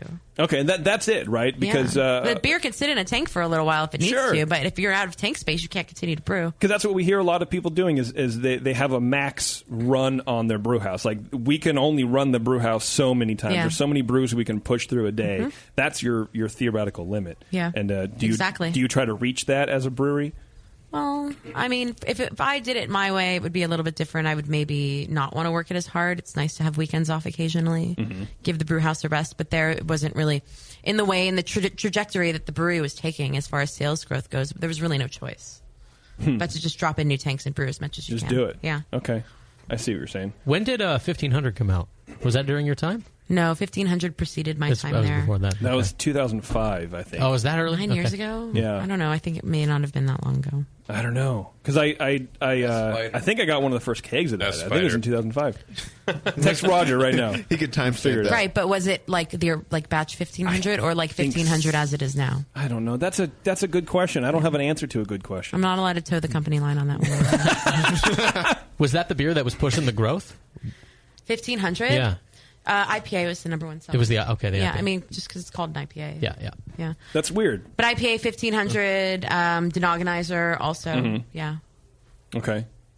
Cool. Yeah. Awesome. So you bounced out of there. I did. 2013. Was it to open your own brewery? What made you leave? A boy. A boy. If we're gonna be completely honest about why I left the Bay Area. Yes. Real talk right here. Yeah, that's what it was. However, I didn't just leave on a whim. I got another job in LA as a head brewer. That's right, at our friend Sven's Brewery, Kinetic. Yes, so I moved to LA, right? I became the head brewer at Kinetic Brewing Company. Yeah. Okay, it was a step up. No. It's so funny right now because I'm good friends with Alex. And I'm going to pull the curtain back a little bit right now. Thank you. It's Sully. I've known her for a long time. Bev, turn the cameras on. And this is the first time she's ever admitted that. She went on and was like, I'm going to LA because I've got an opportunity there. And the Upper Desert. And I'm going to do that. It's going to be great. And now it comes down to a boy. Wait, but was it? I love you, but fuck you just a little bit right now. No, well, you're the. I'm just saying that. It's just refreshing to hear. Let's keep it light. You're welcome. Was it to go be with someone in LA or to get away from someone here? No, someone moved down there. Okay. Scott, that's a good question. Well, I don't know. What's going on in your world, Moscow? I got to get out of the Bay. I got to find a gig elsewhere. I got a thing going on here I got to get rid of. See, this goes back to our... Why would I go to LA if I was trying to run away from someone? I'd go to, like, Fiji. No, you told me yourself. Run away. New Zealand. You told me yourself the last thing you want to do is make that drive. So I figure you think it's basically an ocean in between the two of you, It goes back to our conversation. Do you think people in L.A. resent you for calling Lancaster part of L.A.? I never did. Yeah, you did. You said LA you moved County. to L.A. Oh, okay. I never lived in Lancaster. No offense, Kinetic. Oh, you didn't? No. Oh, yeah. Lancaster's weird. We were just there a couple weeks ago. It was a great train. Warren and I were together. There's a very slow train that takes you from where I lived out there. We're going up the grade now. The You'll wagon have to train? get off. They want to give you time to change your mind. When you're at Kinetic, you won a couple of pieces of hardware from the JBF in 2013. I did. For a session beer for the Torque, you won a bronze. Yep. And the German-style Kulch, you won another bronze for a potential blonde. First of all, I'd like to say thank you for making a session beer in this IPA-saturated market. You're welcome. I really appreciate it. It was a session IPA, though. Yeah, thank you. So you still put the IPA tagline on there. Because that's what it is. Oh, okay. Or it's what it was. How do you feel about that? The session IPA moniker. So I am in the school of thinking that believes that is a separate style. Roger Davis and I have screamed at each other about how it's he thinks it's a pale ale, but I don't think it is. Yeah, well, that's why I like Roger better. I'm just going to say that. Hey, go fuck yourself. Okay. Yeah. Wow. What about screamed at each other? Session and Imperial. Screamed at each Yeah, we other. were at Coachella. We were yelling at each other. May have been alcohol involved. I could see him doing most of the screaming. No. you He did guys a lot of like the slurry scream. Yeah. Exactly. Yeah. We're done here. I don't even know you. He wouldn't back down though, and neither would I. Was this a petting zoo? So, how long you at Kinetic? I was there for 9 months. 9 months, and then you hooked up with Lynn Weaver, I suppose. From the brewery. Three Weavers was just kind of a concept at the time that she was thinking about and had some financial backing behind her, but no experience in the brewing industry. And so we were introduced through the manufacturer that we actually ended up buying all of our equipment from, and they contacted her and said, we're looking, or she contacted them. So I would like a brewmaster in the LA area. Do you know anyone? And they actually reached out to Jesse Hauk and asked him, does he know anyone? And he's like, yeah, I think I might. And he kind of approached me with the idea of this position, and I had to feel it out. I mean, for sure, the startup is super exciting. Yeah, well, I think that's where everyone wants to be at some point. Yeah. is working for themselves, and especially as a brewer, you want that freedom to do whatever you want, and it's kind of your ass. And Lynn and I really clicked on it, and she at first really wanted to be the brewer, but then came to the realization there's no fucking way that was going to happen. Yeah, because the lack of magic people to come out and do work for exactly. you. There's just so and much experience. involved. Yeah, the experience is really kind of key when it comes to putting something like a brewery together. Absolutely, and you have that experience. So she calls on you. Yeah, and so you meet. You guys match up, and you're a go. You're all systems go for this thing. Yeah. So you leave Lancaster, I even left. though not Lancaster proper. Right. And then you started work on the Three Weavers here. Yeah. So I started with Three Weavers in December of last year. Mm-hmm. And so, what do you do for them? I mean, not currently, but as far as like helping the startup. Absolutely nothing. I come up to Oakland. I talk to you guys on the radio. Oh, man. I drink beer and She I run goes the to Amex Denver. card as That much sounds as like I a can. great job. So Sounds you're great. a publicist. It's like basically. hookers and blow, but different. Yeah, but different. Same. I mean, to help them. There's no different. Wait, there's still It's hookers hooker and and blow, blow? period. You have been to LA, right? No. Okay. No. So my title with the company is Brewmaster, and I really like Lynn and I complement each other in a lot of different ways. She's got the financial backing and is really good with construction, and then I have the production side of things, anything involved with the process. So it was really just the two of us working together to find a location, purchase the right equipment, have the right contractors in place, putting in the correct infrastructure, and then to do the install. And now we've been brewing for a month, so it's getting like your groove, like Stella. Brewing, Wow. yeah, like Jason. Whoa, hey, grooving like Jason, but really just getting everything in line, like working our way to becoming a well-oiled machine, because that's what a production brewery has to be. Well, it's also like, so, I mean, you bring all this experience. I mean, Lynn had never had any experience making beer, but she's had this, this business background, and I've met her before. Yeah. She's, kind of a little bit of a, she's a go-getter. She's great. She's a force, which is awesome. Yeah. And then you actually hired a salesperson, which is the other part of the whole thing that's going to, make, to sell your beer out in the marketplace. And that person's, I forget their name, but Omar. Yeah. We hired our director of sales from another very Golden Road. Yeah. And we found someone with a lot of experience in Los Angeles. Knew all the Poach. What is Everyone more? does it. What is more incestuous of an industry than the brewing industry? There is none. Well, that's actually interesting. I appreciate you bringing that up. Because Alex and Omar are brother and sister. And Omar's black. It's not possible. No, but That's possible. but the point, I feel like it could be possible. The point is that you're in a, you've kind of created this landscape and this and the people around you for this company. It really, I mean, your branding's amazing. Your beers are great. I mean, you had you were a tour de force this year at GABF. You had an end cap there, which you didn't need to have one. I mean, because that's fucking expensive. Yeah. We didn't enter the competition this year, but we did pour it. Yeah, but you kind of make a statement. That's what you have to do this day and age. You got to be able to run your business correctly with the right people in place. Yeah. So I think a lot of people are interested in. So you hook up with Lynn, who wants to open the brewery. You're all systems go on that thing. Yeah. What are you doing for her to help that? So you're going, okay, look, these are the numbers for the brew house. This is exactly what we're going to need. Sizing the equipment. All that kind of stuff. stuff. Sourcing the ingredients, all of the fittings, laying out the brew house, the glycol, the steam, the fermentation space, the cellar floor, the cold box. I mean, everything, draft systems. How much discretion did she give you with purchasing all that stuff? Could you just do whatever you wanted? I had to run it by her, but blank check. No, it wasn't a blank check. I mean, there's things that I would have right now if it were a blank check, but like a Lamborghini. I'm more of a Tesla kind of girl. Yeah, me too. Are you going to get the D? I think no, it's the X. I thought it was the X. It's the D now. Whatever. Yeah, the one that's coming out next year. I'd really like one. Jason just wants the D. Lynn, I want the a D. Tesla. Yeah. I don't like that Right? car. Everyone I drove loves that the car D. for a weekend. I don't like that car. Which one? That's the Model S. You're a liar. I didn't like He it. drove the Model S. It was he doesn't fun. even know about the new one yet. Still, you don't know about the D. Well, I've heard about the D. Sully knows 'cause you about keep the D. saying the D, the D. I sound like Andy Rooney somehow. A little bit. What is it about the D? Everyone wants the D, but it's not available yet. So I had to run stuff by Lynn. Sure. We talked about stuff because we did have a budget.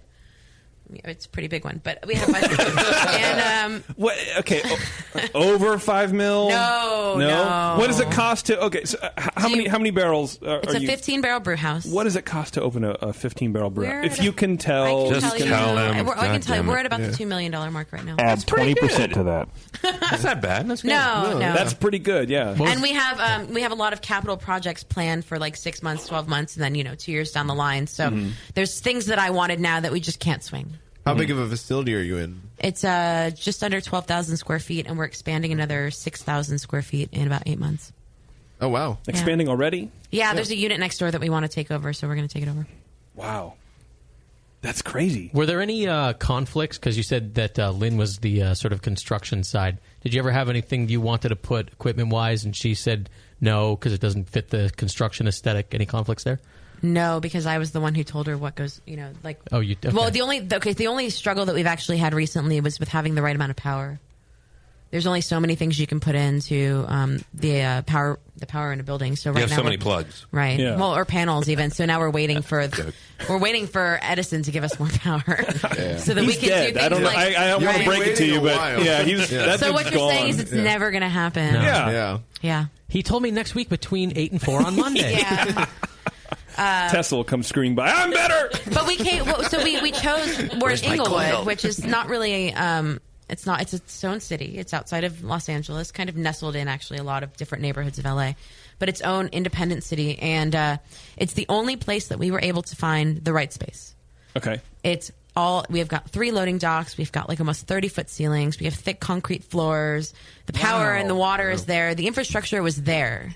And it wasn't $3 a square foot. That's got to be like a gym in a bunch of other lesser gyms. Yeah, if you know what I mean. absolutely. Like, how do you find that in LA? It was a blank slate. We have an amazing realtor. Really? Yeah. And so that was part of you. You had to track that down because basically what I'm trying to I don't know, kind of get out to the listeners who want to open a brewery is how much it takes. Don't settle for No. just whatever you can get in because I need to be making beer in 6 months. Yeah, no, that's not going to happen. Yeah? Yeah. What was it? What was it before? It was airport cargo warehouse. Okay. Because we're right by LAX. So Okay. there's a lot of cargo warehouses there. It was just a blank shell with really high ceilings. Did you find any luggage left behind? We had some custom signs left behind because it was customs bonded. I think a television and a bunch of cigarette smoke because those guys chain smoke cigarettes in there like you wouldn't believe. The cigarette smoke was still in the Absolutely. building? They're still floating in the air when we walked in. Did you have any luggage left? I think Garrity was picturing the What's going on in suitcases your with world like, over there? travel stickers all over. Free stuff. This guy's been to Paris and Amsterdam. London and France. Free stuff. No, there was no luggage left behind. Did you find any like airplanes or like trucks or people or money or some there shit? was a television left behind, and we're like, "Hey, this is cool. We got a TV." And like 3 weeks later, this Chinese guy showed up. He's like, "I'd like my television back." You're like, possessions 9/10 of the law. Right. I possess your unit here. We don't have your TV. No. So now you've brewed several batches. You've been brewing on the system how long now? About a month. Okay, so would you do anything differently now in the build? Maybe a couple of things. Yeah, would you rethink some stuff? Yeah, so I would actually extend. We chose tile for our floors, so we went with Argolith German tiled floors. I would have extended the tiling a little bit. I would have maybe put in more trenches in a couple of areas, like where the tile does not exist. Instead of like a little floor drain, I'd put in like a straight up trench. Okay. Well, what's there now where you would put tile? Concrete. Just concrete. Okay. Yeah, it's concrete. It's finished concrete, and it's fine and all. But you know, there was this one really stupid bonehead thing that I did, and I placed our 30-barrel hot liquor tank like on the concrete floor and didn't really give it any sort of drainage. Oh Oops. no! Oh dear. So what are you doing? You don't overfill it. That'll haunt you in like 2 years. I know. No, that's when we move it when we dig a trench. Yeah, we'll put it in. It's fine. It's haunting her now. It sounds like it'll scare her in 2 years. No, and well, we just need to know that we don't overfill it because then it's just like water spills everywhere. Which is fine. It dries, Sure. and we have some drainage, but it's not like the appropriate drainage. That's the one thing that I wish was different. Everything else, though, is actually I've kind of surprised myself in that it's all working out really well. That's awesome. That's cool. That's got to be cool to plan this, to be involved from a system, especially working on a couple systems where you obviously they were there before you. Yeah. To see it taken from the drawing board to actually working. Yeah, it's and really having quite, it work. Yeah. It works. Yeah. We make actual beer out of it. Like Well, it comes out fine. it's actually really cool because your first beer's out of there.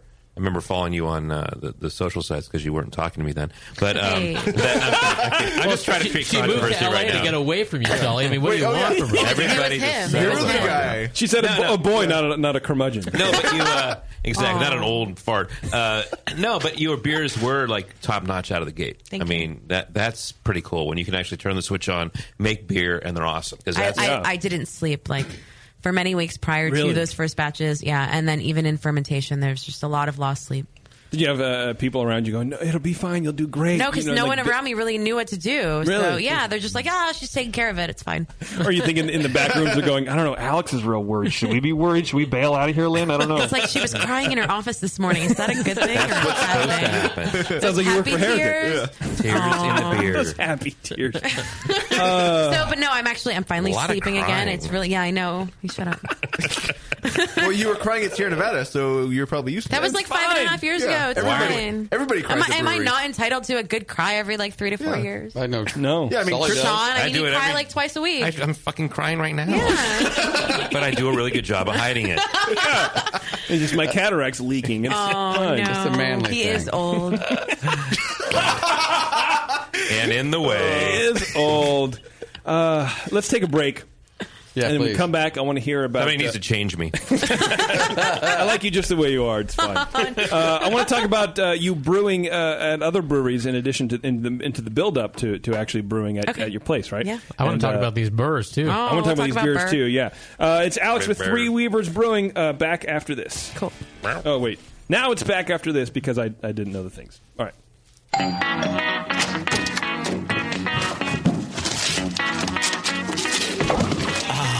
What'd you get? More brewing ingredients? Yep. You know what I love about Brewmaster's Warehouse? The $6.99 shipping? Well, yeah, but... the in-store classes for beginning brewers. Yeah, that's cool, but... The Brew Builder. Creating and saving your recipes online is awesome! No, yes, but... The cheese-making supplies. No. Oh, the wine-making supplies. Oh, the distilling equipment and liquor flavorings. All that stuff is awesome, yes, but what I really love is that the guy who runs it is totally hot. And that Brew Builder software is awesome. Oh, yeah. Brewmaster's Warehouse brings you flat rate shipping on great equipment and ingredients to make beer, wine, cheese, and spirits at brewmasterswarehouse.com. And if you're in Georgia, stop by Brewmaster's Warehouse Monday through Saturday from 10 to 6. Visit brewmasterswarehouse.com today because it's totally hot. Oh, yeah. Hey, dude, you know what beer this is? Oh, no, all the labels are falling off. Yeah, or the ink has run. Well, if it's the pale ale, you're good, but stay away from the quote-unquote Belgian. Oh, man, this guy needs to get some grog tags. Grog tags are reusable, write-on, wipe-off, commercial-grade bottle labels for your brew. The guys at Grog Tag are homebrewers. They wanted great-looking, sturdy labels for your bottles, buckets, carboys, kegs, and growlers. They also wanted a label that not only looks good, but can be easily removed and reapplied during bottling without that nasty glue residue being left behind. No residue, water-resistant, and ice chest approved. Grog tags stay on in water or an ice chest, and they stay legible. Visit grogtag.com to customize your label or coaster from dozens of different templates for free and see how awesome your bottles can look. It's that pseudo-Belgian. Yeah, we're getting him some grog tags, dude. Grog Tag. At least your beer will look good. grogtag.com. A few things happened 30 years ago. ARPANET migrated to TCP/IP, and the Internet was born. Revenge of the Jedi was renamed Return of the Jedi and opened in theaters. Mila Kunis and Emily Blunt were born, beginning a rad fantasy in my mind. But all of that pales next to the fact that HopTech opened its doors and began blowing homebrewers right out of their mash tuns. HopTech doesn't fuck around. Real people shipping awesome shit straight to you. Their new website is fast and easy to navigate. Or just call 800-379-4677 and let badass bitch Jade and the gadget guy Roberto blow their warm load of customer service all over you. So visit the site or visit the store in Dublin, California, and support those that support you. Get your brewing on at hoptech.com.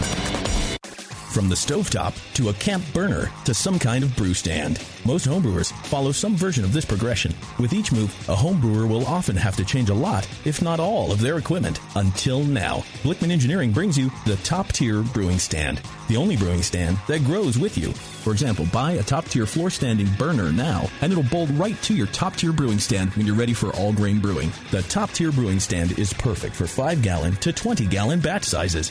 Its modular design is adjustable and accommodates everything from small footprint coolers up to 30-gallon pots. slots. How does the top-tier brewing stand do it? At its core is a strong, heat-treated, and anodized aluminum main post. On all 4 sides are built-in T-slots for the adjustable heavy-gauge stainless steel shelves and beefy burner tiers. The tiers accommodate any manufacturer's pots or coolers up to 21 inches in diameter. Best of all, not only does the top-tier brewing stand grow with your skills and equipment, but it easily knocks down for long-term storage or transport, too. The top-tier brewing stand from Blickman Engineering. Learn more at blickmanengineering.com and to find a local Blickman retailer. And start brewing from the top tier. 888-401-BEER. It's time to talk beer and chew bubble gum. And we're all out of gum. The Session.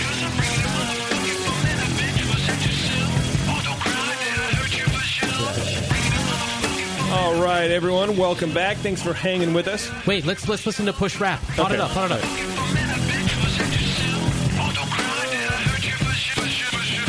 Love it. What did he say? I don't know. Those guys are hard in the Lancaster streets. Vashiva Shiva Shiva Shill. Vashiva Shill? But it sounds good. That guy's so hardcore. You like it because it sounds Have you ever been to Lancaster before? I feel like I was there when I was listening to that song. What did the Jew rap? That's a new BN game coming up after the break. Oh, man. What's the Jew rapping about? What are you looking at right now? I'm looking at Adam and Eve. Wanted to give a shout-out to our fine sponsor, Adam and Eve. Go to adamandeve.com for all of your adult entertainment and adult pleasure needs. They have a lot of sensual and sultry trick-or-treat costumes on sale right now. Use the code BNARMY, that's BNARMY, and you get a bunch of free stuff. You guys all know about it by now. Scott, what do they get? Oh, man, so many free gifts that we can't mention it, right? Yeah, they get a lot of sensual stuff. Free and DVDs. Something for her. There's one for him. But it's more now. I think they're sending more DVDs now. Oh, really? They're expanding it. I thought it was 5 DVDs. It's a lot. Turn of the It was phrase. 5. Yeah. I don't know about this. What's going on here? So if I they're buy talking about something, porn. You go to I'm adamandeve.com. cool with that. Go ahead. You go to adamandeve.com. Like I'm older. I need to know this. You look for DVDs. You get some toys for your partner, some Gotcha. some costumes, maybe whatever sensual things. Sounds like Cock fun. rings. And they give I'm into you Yep. not only free shipping, but they give you a free gift. I get a free gift. You get multiple free Several. gifts, but they won't tell you about them because they're very sensual, very private gifts, and they want it to be a surprise for you. You got to use coupon code BNARMY. BNARMY to get these things. You know what? When we are done here today, I'm going on that site. I'm using that code, and I'm buying stuff. You got to do it. What are you going to buy, Sully? Well, I'm going to get the fleshlight I see right there in front of you. Oh, okay. And the free stuff. You know, usually we go through and we all say our favorite genre of DVD because they have a wide variety of DVDs. But I thought it might be cool to Babysitter porn. To what? To think about what genre should they have? Let's make up a genre. Oh, I thought we were like it was like Oh, he did. Like no, he did it. I thought it was Truth or Dare right now. I just that was a Howard Stern lift right there. So. Sully, that was porn. That was an adult male with a child lift. Do you know that tons of people did hook up with their babysitters? I've learned this in my adult life. That I've talked to friends, and they were like, "Yeah, I was 13, and this chick Jessica next door, she was 17. She was babysitting me. We made out a few times." Like, you did? Like, yeah, I know more than one person who this happened That's why to. the genre is so popular. They're living their 13-year-old years. The oldest kid made out with a babysitter, not the parent. That's what you're saying? No, the dad brought the babysitter home, and right before she got out of the car, he the kid, the 13-year-old kid. I thought you said when I was 13, I made out with a 17-year-old. No, because that's the babysitter porn genre is the parent for people like me. Myself. So like Sully goes, "Oh, hey Kendra, I'll take you home. Right. Drive in my my Jag or whatever." And zooming down the Berkeley Hill. And Kendra's like, you own a brewery, don't you? And she scoots closer to him. Yeah. Were you in the car that time? It sure is cold on my side of the car. In fact, Sully has 2 cars, one with bench seats and one with bucket seats. Yeah, the pickup truck is for when he brings the chick home. Right. That is true, actually. And sir, we have the finest Corinthian level bucket seats. No. I need a bench seat. Anyway, head to adamandeve.com and use code BNARMY, BNARMY, and get all your free gifts, and it'll be a good thing. All right, so we're back with Alex from Three Weavers Brewing, and what I wanted to jump into, Alex, is before you guys were up and running, you were brewing beers at other breweries. Well, right? We were doing collaborations. Collaboration beers, yeah. It wasn't like a contract situation. No, you were actually brewing. With Yeah, them. actually, Right. I went to my friends and I'm like, hey guys, my brewery's not going to be ready for a little while. I kind of miss brewing. Do you want to make a beer with me? And they said, sure. One of them said, go fuck yourself. And then they said, okay. Who was this? I want their address. I'm not talking about that. I want their address right No, now. it's fine. Anyway, All right. so I didn't say that. I didn't use the word fuck. Well, she said friends. So yeah, well, you know. Well, that cuts you on twice. But is that something that you think is necessary to try to get your name out, or think was it just you just wanted to get brewing again? Well, so actually, I kind of modeled it after what Megan Parisi did at Blue Jacket in Washington, D.C. She's not there anymore. She's with Wormtown now. But for the many years... Wormtown? Yeah. What did she do? Wormtown. She's the brewmaster. Okay, what's She the did story? like 20 collaborations. Oh, okay. Oh, Yeah. wow. Okay. So she did a bunch of collaborations prior to like basically a lead up to like Blue Jacket opening, and she worked with like DeMolin and people all over the place, and so like international collaborations as well. And so by the time that they opened, they had like 20 beers that they had collaborated on people with, and people. Wow. I don't know, like if you guys have ever heard of Blue Jacket, but I was following kind of their progress, and they were in DC, and I think that that's the right way to do it. It's not quite organic growth, but you're able to kind of showcase the styles that you want to do, but in different sorts of venues. Yeah. Was this because to raise funds for Three Weavers, you guys ran a pretty kick-ass Kickstarter campaign? That was just that was actually just for some of the last minute the details in the tasting room. Okay. Yeah, it was just Okay. it was a Kickstarter for the tasting room itself. The brewery itself had nothing to do with any of the Kickstarter funding, and All right. what we really wanted to do with that campaign was bring attention to what we were trying to do. Okay. And what you're trying to do, we have some of your beers in front of us right now. We have a Session IPA and the ESB. Yeah. Which should we drink first? Okay, so 'Cause let's start with the Session IPA. Session IPA. It's called Stateside. It's for. Bevo, please. Hey. Alex is right in the middle of speaking. It wasn't me. Never me. Ever. It's a man. 4.5% Session IPA. Oh, I love it. Oh, a Session Imperial. San Diego Pale Ale. No, so San Diego Pale Ale. that is a style, right? That's Southern California, right? Yeah, that's southern. It's just north of Mexico. SoCal. Yeah. It's north of LA, right? North. No, No, that's the Grapevine. So that's where LA starts. Oh, wow. yes. Okay, so 4.5%. Yeah. It's a very simple malt bill. We use 2-row and Simpson's Light Crystal in it, and it's got a pretty high mash temp. I mashed it at about 156, so that it's got a nice finishing body. gravity. Yeah, a lot of body to it. You know, Yeah. in a Session IPA, you don't really want hop water, especially when you're working, in the sub 5 ABVs. And finished at about 3.3 Plato, so it's got a lot of body to it. And it's pretty liberally hopped with Citra, Centennial, Chinook, and Crystal.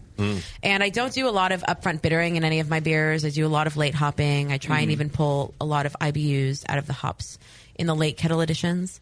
And then I'm pretty liberal in the dry hop. Okay. So You said that kind of apologetically, and this is what I do. yeah, so it's about 1.5 pounds per barrel in the dry hop. It's all about the finish. Yeah. Single. And I actually, Wow. yeah, and the thing about it though is it's such a low gravity beer that you really have to be mindful of your runnings. It really doesn't taste low gravity. It's No, just- and that's the point. Yeah, Wow. 4.5, and I never go below once I monitor my runnings on these lower gravity beers, and once I hit just above 2 Plato, that's when I cut it. Stop it. Yeah, Why do you have to be mindful of that? you don't want to below 2. You start to really pull astringency out of the husk of your malt. Below 2 Plato? Yeah, below 2 Plato. Just like if you sparge too high. What is that, Doc? You're the maths guy. Yeah, I don't know 1008. specific gravity 1008. anymore. Yeah. Yeah, and so Okay. in the same way, just like with sparge temps, I sparge between 165 and 170. I don't really like to go above 170 because you still risk, you risk pulling the astringency out, and it's such a pale beer that you can't afford to get any of that in there. Oh, I can imagine. Yeah, all that would How kind do of you come through. How do you dry hop? Like temperature and how far into the process? What are your secrets? Right. Just lay them all out. Yeah. I don't mind. So I usually I dry hop just before the end of fermentation, usually somewhere about a half a degree to a degree Plato before it's done. I like there to still be a little bit of activity in the beer, and maybe sometimes ensures that the pellets don't drop all the way out, like to the bottom of the tank. Oh, to kind of keep them in solution, keep all the oils active and absorbed. On a beer like this, it gets about 5 days on its hops, and then I crash to 32 degrees. And then I'll drop, depending on what's going on, drop the yeast off of it. But I like to do 5 days. And some IPAs, like we have a double IPA in the tanks right now, that the point was to make it as excessive as possible. So I gave it like 3 dry hops. Wow. Wow. That's a lot of dry 3 hopping. dry hop sessions? Yeah, 3 dry hop sessions, and I think we're now at about 3 pounds per barrel on the dry hop. Wow, So that's it's a kind of lot. like the law of diminishing returns. It tastes really delicious. Oh, Do you drop the first charge out and No. pull that off and No, just keep because it it's in? still warm. Keep it in. Okay. I'll drop yeast off of it, but Because you it's keep the still hops in. warm? Why The tank does is that make a the tank is still warm. It's still, I think, getting some of the benefit of the temperature and the hops that are already in there, just kind of charging more into it and more into it. Because there's 2 schools of thoughts, right? For dry hopping, it's you either do it warm or cold. Well, I think that when you get cold, you kind of stunt the hop's ability to pull those volatiles out of the pellet or whatever you're using itself. And when you go cold, I think that it's more vegetal.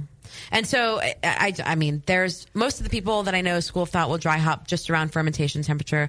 There's those that believe that there's like yeast flocculation will pull out some of the oils, and so they'll maybe drop the temp a couple of degrees to encourage flocculation. But I don't know. Then I come into this sort of debate with, do I really want to do it? That requires fermentation to be pretty much done, and I don't like to dry hop when the beer is completely finished. Well, why not? I like a little bit of activity left in it just to kind of stimulate the hop. Just drops to the bottom. Yeah, otherwise, Okay. some pellets are. I was in Yakima a few weeks ago listening to Matt Brynolds talk about how they run dry hop trials. It was Name Matt. dropper. It might actually. I've heard of him. It might actually have been Jeremy Moynier from Stone. I'm sorry, I can't I love remember that man. exactly which one it was. But they say they test different pellets and their dry hop potentials just by just seeing how the pellet drops. Huh. And some lots of hops processed by different brokers, different growers, or whatever of the same variety may be denser than others and have a tendency to just fall to the bottom of your tank or float on top. And actually, it was Stone. It was Jeremy at Stone who did this, and so they test them beforehand. Do you think at some point that's all you do with the money that you make in a brewery is just?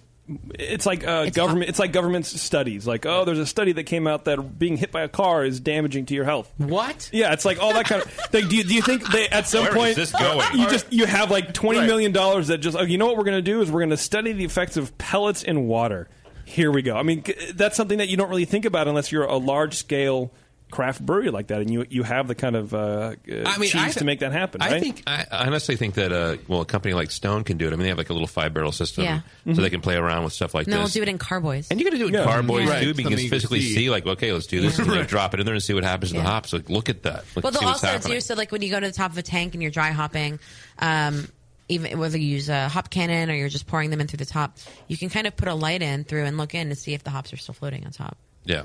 It's actually a really cool sight. To see, And that's like, the- 100 pounds of hops floating on top of a fermenter. I think it's really cool. Just based on the density of the pellet. Yeah, the pellet itself. Because I've worked with cascades that are just like rocks and they won't break apart, and then some that are just light and fluffy. Why is that? Yeah, I've gotten some of those too. It's who's processing Yeah. it. It could Really. also just be the hop itself, because not all cascades are created equally from field to field in Yakima, and that's why a lot of us go up and do selection.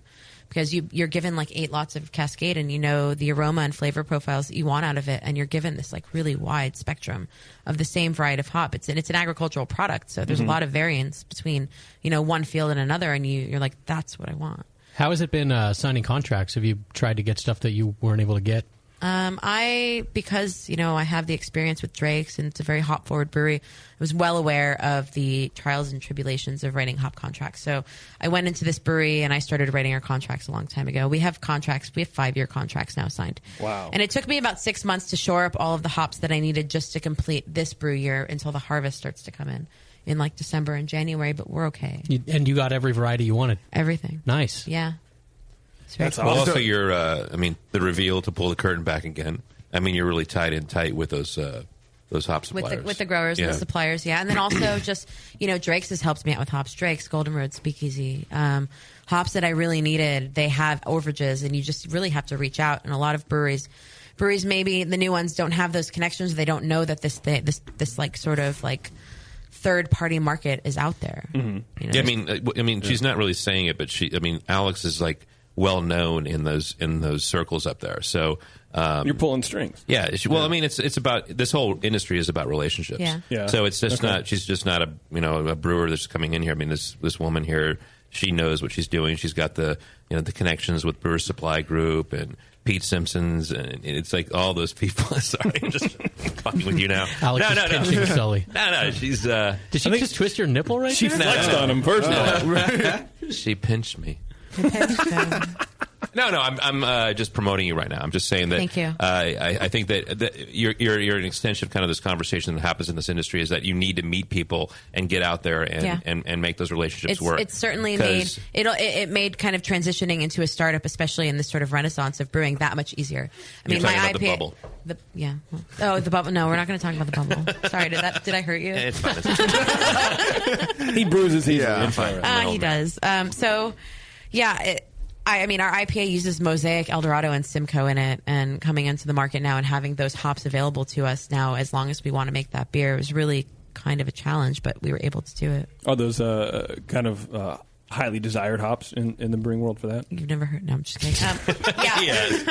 They were, and actually, I don't get IPA monthly. I'm sorry. No, but it was actually the hop that I had the hardest time finding was Eldorado, because it's a relatively new hop, but not so new that larger breweries haven't adopted these hops into like their year-round beers, and so there isn't a lot of overage because not a lot of people are using it, and it was I had to put a lot of feelers out there, and it was Kushel at Speakeasy that said, "Yeah, we've got some Eldorado. What do you need?" And that was the last hop. Yeah. Oh, that's awesome. Yeah.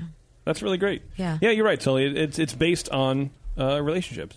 Yeah, it really is. I mean, and actually, the other story that you're kind of hearing here is that there's a lot of new breweries that are opening up right now, and some of them aren't going to make it, and it's really going to be about business practices, great beer, and how you market it, and you have to have those things in place. So I think it was like when Lynn kind of took the nod to you and said, "Hey, I want you to brew this beer. I obviously can't do this." And then your salesperson, I mean, you need to have those people in place because for all you craft brewers out there, the new ones especially, like you need to worry about how you're gonna make it and how you're gonna sell it, because it's just not.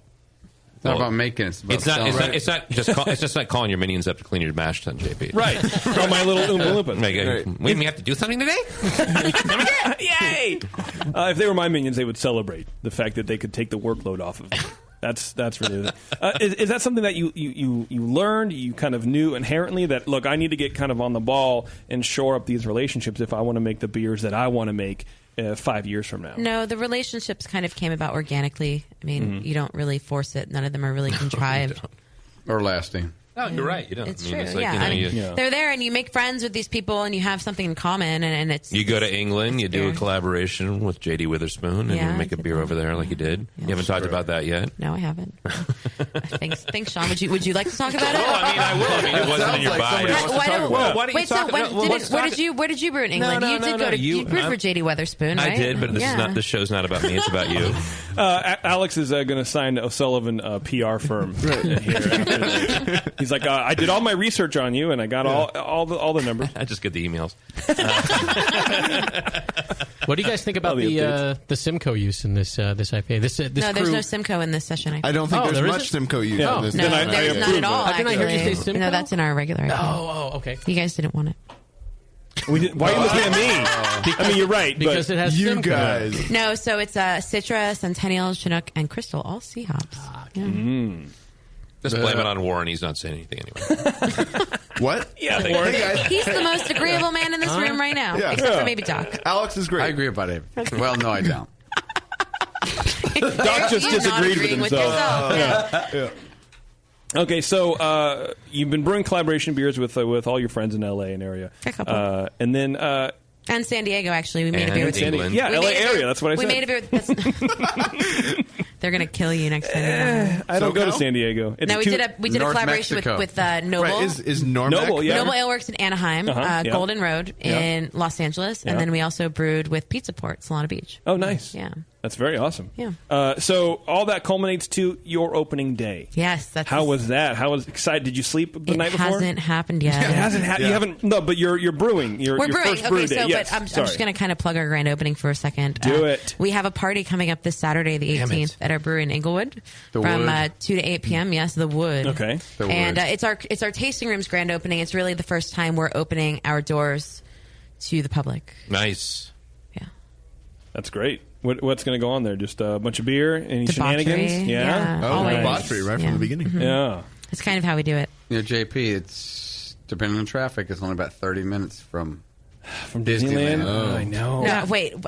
It's like 6 o'clock in the morning on a Sunday. You're not selling it right now. On a leap year. No, so we're going to have a bunch of bands playing. We've got some food trucks there, but most importantly, the beer is brewery fresh. We're releasing our Naughty Double IPA on Saturday. It's a collaboration with the guys who designed our tap handles. They're really cool, called Naughty Woods. They make these really amazing sunglasses. Yeah, your handles look really good. Yeah, thank you. And they do a lot of our design work as far as like the tactile stuff for Three Weavers. Cool. And they like really strong hoppy beers, so we made a double IPA for them. I like to call it a San Diego Pale Ale. It's 11% and 1,000 IBUs. How many beers are you going to have? We'll have 7 original beers and then variations of those beers. Oh, awesome! So we'll have pouring stations in the parking lot. We license the parking lot for the party, and then we have 12 taps inside. So just check us out.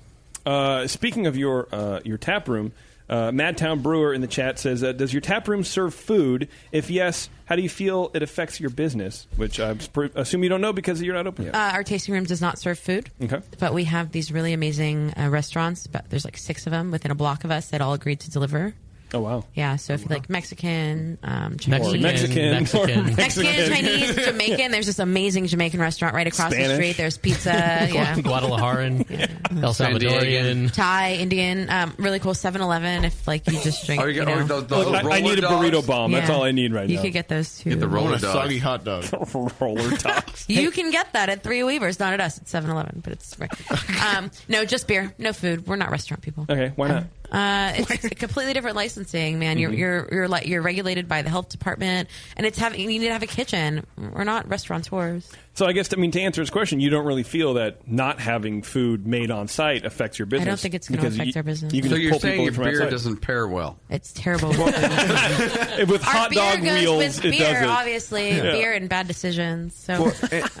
And you have 6 restaurants right nearby. Yeah. Why open another restaurant? Right, and the city of Inglewood was actually really wary about us doing something like that. And in order to get our conditional use permit passed, they're not Jamaican. Parking? We have plenty of parking. Oh. Yeah. How is Inglewood? Inglewood is the home of the Great Western Forum, where I used to go watch the Kings play all the time. You mean the Fabulous Forum? The Fabulous Forum. And the Lakers used to play there back in the day. Indeed, and I've gone to both. So I've been through Inglewood many times. How's it looking these days? They just finished a really major renovation at the Forum. I was just going to say something, but and surrounding areas, like how's the sort of general feel? Does it feel like it's gentrifying? I mean, you're a part of something, or are you just kind of doing your own thing? So in our building alone, it's us. And then there's some other warehouses there, but there's a raw juice company that's in there. The building behind us is this like really large artist commune. Oh. So there's a prosthesis records or prosthetic records or like progressive metal label. Oh, I was thinking that. It's probably prosthetic. So you can take your arm off and listen to it. Yeah, that'd be great. That's what you're supposed to do. I was thinking, It's definitely a changing area. There's a lot of artists coming into Inglewood. We're just a little bit south of Culver City, and Culver City's become kind of this haven for creative industries, but it's really expensive. And so people are coming to Inglewood because it's still affordable, but you still have the same proximity to everything that you would have in Culver City. And now that the city knows how to deal with breweries, we want more people to come in. It's not a bad place to be established, and it's a hell of a lot easier to get through all the permitting than it is in the city of LA. Are you guys the first? Yeah. In Inglewood? Yeah, we're the So you first. paved the way. Maybe. For everybody else. Yeah, I would like to think that. It's very sentimental. She's crying again. Wow. There you go. Yeah. Girl, Wow. cry, All this right? crying. Yeah, thanks a lot, Cry. Warren. How was the city .com. to work with? Because that's all we hear, really, is horror stories. But I don't know if we've really ever had someone come in and go, you know what, the city did. The city's been they awesome. just did everything. Yeah, no, really. they've been great. Wow. Yeah, they're really excited about what we're doing because it's a new business. They've never really experienced anything like it, and it brings in a lot of tourism as well. So we become a destination, and it brings people into the city of Inglewood. And if there's other things there, they'll stay. Yeah. Yeah. And so, there's a 7-Eleven. Sounds like that's pretty good. Right. The Jamaican restaurant is fantastic. That's like your favorite there? I love it. All right, so go to the Three Weavers Tap Room and hit the Jamaican restaurant. Front page Jamaican Grill. Oh. Shit's great. They serve some of the best Jamaican burritos you've ever had. Jamaican tacos, Jamaican rellenos. It's delicious I take stuff. offense to your commentary. I'm from LA. I'm allowed to. Yeah, it's all right. By LA, he means San Diego. Right. North of Mexico. Right. Barely. So, okay, opening day for your brewing. Yeah. Your brewing day. Where did you sleep the night before you had to go in there and fire that thing up for the first time? I wouldn't. Not much. No, not much at No. all. So what happened? You just went in and everything worked just fine? We brewed a Kolsch. Any issues? No issues. I mean, there's not a lot of there's really no automation to our system in itself. The only thing new about it was that it's steam, and I've never worked on a steam system before, and that it had rakes. Like, we've got rakes in our mash tun, and I've never had rakes. There was just one time, I remember when I was working at Drake's, and I had this really terrible runoff on my Imperial Stout, and I was texting Sean, and he's like, well, just speed up the rakes. And I'm like, fuck you, we don't have rakes. I am the rake. Sean. Rakes in the mash tun. In the mash what do they tun. just move the? Well, move the mash we around? use it for the mash. I don't really turn them on during the lauter, but it ensures that our mash is uniformly hydrated and They cut up the smooth bed like and butter. they keep it from channeling. Oh, so instead of getting there and stirring with some I don't own a mash paddle anymore. Wow. I know, it's weird. See, You don't cutting even keep corners one symbolically. You call like it a just mash have it? paddle. I On the kinda big want scale, one. it's a rake. Oh, get a okay, I get paddle. it. Oh, I see. So on a homebrewer scale, it's a mash paddle. Yeah, pretty much. Yeah. All right, but when you make it in the industry, it's called a rake. Well, if it's big enough, you can't get enough mash paddles or enough minions in there. Well, I don't know that. Does it help you? We mashed the 20-barrel system at Drake's with a paddle. Wow. Yeah. I don't even like mashing 10 gallons with a paddle. That was a great workout. Like give you- Draconic and like denogonizer and stuff, you're looking at 55 to 60 minutes. It's just like, no. Do they give you waders? No. Get in there and rowing Does through. it help you, I don't think many muck up the people quicksand? stand in the mash when they're The mashing rakes? in. No, it's enough of them. three It's levers. 20 barrels. what? We're having a conversation right now. Yeah. Sully and Alex, please take a Hey, moment. how's it going? No, so when you so your rake system, does it help you muck out the mash? Yeah, it does. It Okay. does it. It does so it. you have like the ability to pull it out that way, so you don't have to jump in there or anything. No, which I kind of miss. Okay. Well, What do you mean? Like to grain out? You Yeah, don't have grain to. out, yeah. You don't have You to, have just no. an automatic system. Yeah. The rake's on. There's just this kind of like long bar that drops down, and it slowly, as you turn on the rakes, just kind of pushes. You have like a trap door in this in the Not on the bottom. door. No, it's got a mash tun. It's got a hot liquor tank below the mash tun, so we have a little chute. The manway shoot. door, and so oh shoot. Oh, when it goes out the wrong way. Oh, shoot. Is it just you in the brew house, or do you have? No, I you have share an with an assistant. 20 people. Minions. Me and one other person, and we take care of most of all the brewing, cellar work, packaging, stuff like that. Awesome. Yeah. That's cool.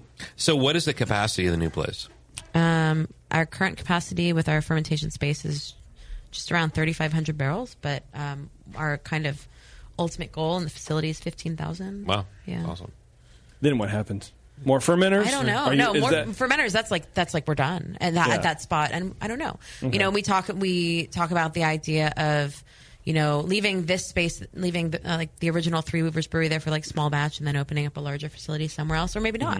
We have no idea where it's going to be, what it's going to be about. It's just everything is so new right now that we're just trying to focus on Inglewood.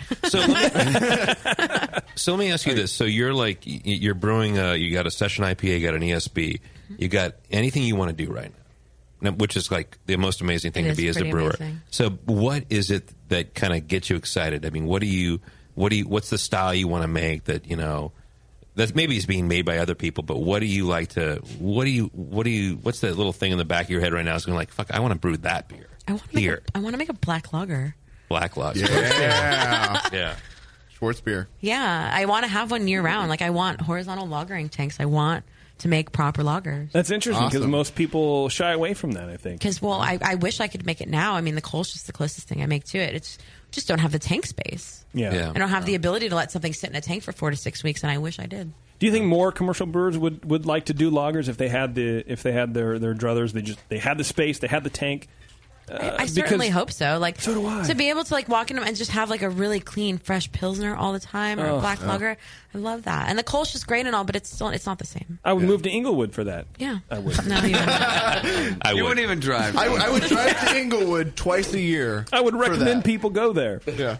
But actually, you make up a good point. Not make up. You make a good point. You invent a good thing. You invented the story of the black Thank lager you. thingy. But no, I mean, I think a lot of brewers would actually make lagers, but you can't because of the economy of time and scale. Yeah. You don't have the tank space. You don't have the capacity, the throughput you need to push other beers through. And I think that's the big struggle with anybody who's doing production brewing right now. Yeah. So. Although we do have Smog City, another LA brewery. They make Little Bo pills. That shit is so good. It's so fresh. The bubbles are so tiny. I don't know how they do it. Are you crying again? Yes. I think I'm crying right now. Good. I'm actually crying right Did now. you hear how tiny the bubbles were? So You'd be good. crying too if you were paying attention. Yeah, they do an amazing job. So I don't even know if I would ever really want to give them a run for their Pilsner money, but I'll totally take on the black lager in LA. Yeah. I think you should. I think you should call their black lager Smog City just to fuck with them. Yeah, they might like it too. Are you going to start a barrel program since you've done that before? Yeah. Well, I mean, I want to be really methodical about the barrel program. I just want to throw a bunch of barrels together and see what comes out of them. When we take over the space next door in 8 months, we plan on putting like our distribution, moving it to that side, and putting in a really large cold box. And the current cold box that we have right now is just about 800 square feet or something. Knocking the temperature up on that one to barrel aging temp and doing sours in there. That way you have a temperature controlled area for absolutely. the barrels. Yeah, because it gets really hot in LA. And Sure. I mean, wild yeast does not like hot temperatures. Oh, yeah, a little bit of acidibacter in there. So you do all sours? You wouldn't do any non-sour? No, I'll do spirits, but I don't need. I don't feel as anal to like control the temperatures of our spirits barrels as I would about the sours. It's not like temperamental yeast. Just like pull the whiskey and the wood out. Yeah, right. Yeah. Okay. Yeah. So you're more concerned with just the temperature control on barrels that have active processes going on, like souring and stuff like that? Okay. Yeah, well, you look at where most of the bourbon is made in Kentucky, and the rick houses, they rotate the barrels, but it gets hot as hell there. That's true, all the way up. Super hot, and then, I mean, that's why they rotate, because the barrels at the top get hotter, and you get a faster extraction rate out of those barrels. So, I would never thought of that. Maker's Mark, they move them up, up, like 6 floors. Yeah. All the way up as they age. Yeah. Just for uniformity. Huh. Yeah. That's something I would never think of. But that's why I don't have a distillery. Or you don't you don't live in the East. That's the reason. Tennessee. That's the only reason. Right. Now that I know that, we'll open a distillery. Yeah. Why tomorrow. wouldn't I? Yeah. Right now, it's already open. Let's talk about this ESB. Okay. So I tried to make a beer in as much of an English style as possible. I think it's an underserved style I agree in the with craft you. brewing Yes. industry, and I love Yes. it. Yeah. And so it's a base of Maris Otter and Golden Promise. And then we use a little bit of medium crystal malt. I already drank most of mine. I'm going to take some. It's fine, sweetheart. It's fine. Wow, you're going really fast, Alex, on that ESB. I know, it's just really strong. I agree with you. It's an underserved style, and to me, I think beer like this is much more reflective of the art of brewing. I think when you have a lot of complex flavors, and they're done really well, and they're melded really well, and there's that balance there, which is a word we kind of overuse in the brewing industry. No, but it's true, and it's definitely people don't really pay attention to balanced beers as often. But I'm really happy with this beer. We used an English yeast strain, so we keep 3 yeast strains in house right now, and this is one of them. And it's White Labs 007 Dry English, and I fermented at 68 degrees just to kind of restrain the ester profile. I like esters in English beers, but I still want it to be dry and fairly approachable, and I think that the higher fermented yeast temperatures tend to give it that like cellar funk that are great when you're in England, but otherwise I'm like, what's wrong with this beer? So so it's really basic Maris Otter, Golden Promise, medium crystal. I use a little bit of extra dark because I like the little bit of dark fruit sort of back that it gives to it, and then pale chocolate. I love that malt. Wow. Sorry. I just kept I love it. Broke the studio. I love pale chocolate. So there's a little bit of pale chocolate in there, and I think that all of those things together, along with like the English base malt, gives it that well-rounded, balanced, toasty sort of bread profile. Doc, you like these kind of styles, right? Oh, I love these kinds It's pretty good, right? Yeah. What kind of hops are you using? I use Bravo for bittering almost across the board. It's low co-humulone and high alpha. I think it's good value sort of bittering hop. And then Willamette for it's just really kind of late kettle, 5 minutes at the end of boil, Willamette. And no dry hopping or anything? No dry hopping in this, no. Well, I appreciate it for one. Yes. Thank you. Yeah. I love it. It's good, and we were actually a little bit scared about how it would sell. But just with the demand of the first batches going out, we need to make more. That's awesome. That's great. Yeah. You know, at the GABF Awards, what was there something like 20 or 30 entries in ESB or something like that, and 279 in IPA? There was something. It was insane. It's crazy. Yeah. And I wish more breweries were doing styles like these. Well, I mean, this is what I enjoy drinking. I It's do all too. about me. But yeah, of course. That's why I make beer. It's for you. Thank you very much. Yeah. I wish that more people would do it. It's okay that they're not, because I'm going to do it for them. But it's a really great style, and I think a lot of people are actually brewing ESBs, but they call them amber ales. Oh, really? It's a lot easier to sell something called an amber than it is an extra special bitter, because people see the term bitter and it scares them away. Yeah, and it's like it's surprisingly unbitter. But yet most people are IPA. gravitating towards IPAs, right? Yeah. How does that? I wonder, why do you think that is? I don't know. I mean, IPA is like the catchphrase right now, which is great. Yeah. I love IPAs. Okay, but It's not okay. I mean, but seriously, like for a little bit of beer marketing, do you think that people they see IPA and they go, "That's what I need to drink because that's the buzzword," but they don't understand words like bitterness and bitter go along with that, and then so they see ESB and they see the word bitter, like you said, and they're gonna go, "Well, I don't want that." Yeah, pretty much. And then there's also, actually the one thing I'm gonna go out up on my soapbox right now Do about it. the misunderstanding between bitter and hoppy. Yeah. Oh, yes. People learn the difference between the two things. Yes. Yeah. And like, I don't like IPAs. They're bitter. And I'm like, no, they're hoppy. Some of them are bitter, but they're hoppy. You're confusing things. Right. Yeah, I got into that with Educate yourselves. Roger last week. Oh. How did you come out alive? I don't like hoppy. I don't like bitter beers. Neither do I. And he goes, "Here, try this." And I know you don't like IPAs. He throws it at me. I got to drink it. Thank you for not making that so bitter that my tongue is dead. Well, he doesn't do bitter beers. He makes hoppy And beers. he goes, "I don't like hoppy. No, I like hoppy. I don't like bitter. Yeah. Goddamn thing ain't bitter." Yeah. So, okay. Well, that's, Roger Davis is one of the people that I kind of learned how to brew hoppy beers from. And no, I wouldn't say that I emulate him because, Roger is Roger, but You are dressed all in black, though. I'm going to say that. But I'm not wearing cargo shorts. That's true. And you're looking at us in the eye when you're talking to us. We're done here. I think we're done here. Just so you, for the record, 71 entries in ESB, that's way more. 279 in American style IPA. A couple. You got one of them right. Thank you. Oh, I honed in on the IPA category once they announced that, and the whole room was like. And it was won by an Oregon brewery, right? Breakside took the IPA category this year. Indeed, and then the Imperial IPA, Columbus Brewing Company, Ohio. Although they make really good beer. Oh yeah. Oh yeah. Oh, Columbus. Yeah, they know how to use hops. You know who they beat? Wait, that's you know who they beat? Pliny the Elder. I know. Only the third best Imperial IPA in the world. Yeah, Port beat him too, for that matter. Port was the silver. Hot 15. Yeah. Wow, that's crazy. I judged actually a round of IPA this past year at the GABF, and it was the first time I ever judged that category, first round, and it was very difficult. It was like, how do you? It was probably I judge the other end of the thing is I judge American Light Lager, and cores and cores. Yeah. And so which actually is you think it would be very challenging, but honestly, the IPA category was way more challenging than that. Because you're inundated with hops and bitterness. Your palate is blinded. And you have to kind of just stop and be like, what the fuck am I tasting here? And speak to the beer and figure out what's going on. Does it just come down to what hop varietals you like? Once you get past the hops or the beers that have obvious flaws? No, well, it was a first rounder. So what happened was that, obviously you kick out the beers that shouldn't be in there. That if you're stylistically, if there's a little bit of diacetyl in there, if there's some oxidation or whatever it is, don't ever enter that beer in any category, even if it says there can be small levels. Yeah, of but it, the beer is judged a month and a half after you submit it, so there's bound to be some oxidation. That's just another soapbox. That's just a given. But it was just hard just tasting those beers. Because you really had to kind of recalibrate every single time, kind of go back to it and figure out, well, what are you going to push on? And this is the first year they had 4 rounds. Typically, it's 3 rounds when you come to a medal round, and it was intense. Do you use some sort of a palate cleanser? What do you do? Well, coffee. And ginger. They give cigars. What they do is they give you a razor and you scrape your tongue. Scrape your tongue. One layer out. That's how they make hop extract. No, it's you've seen that too.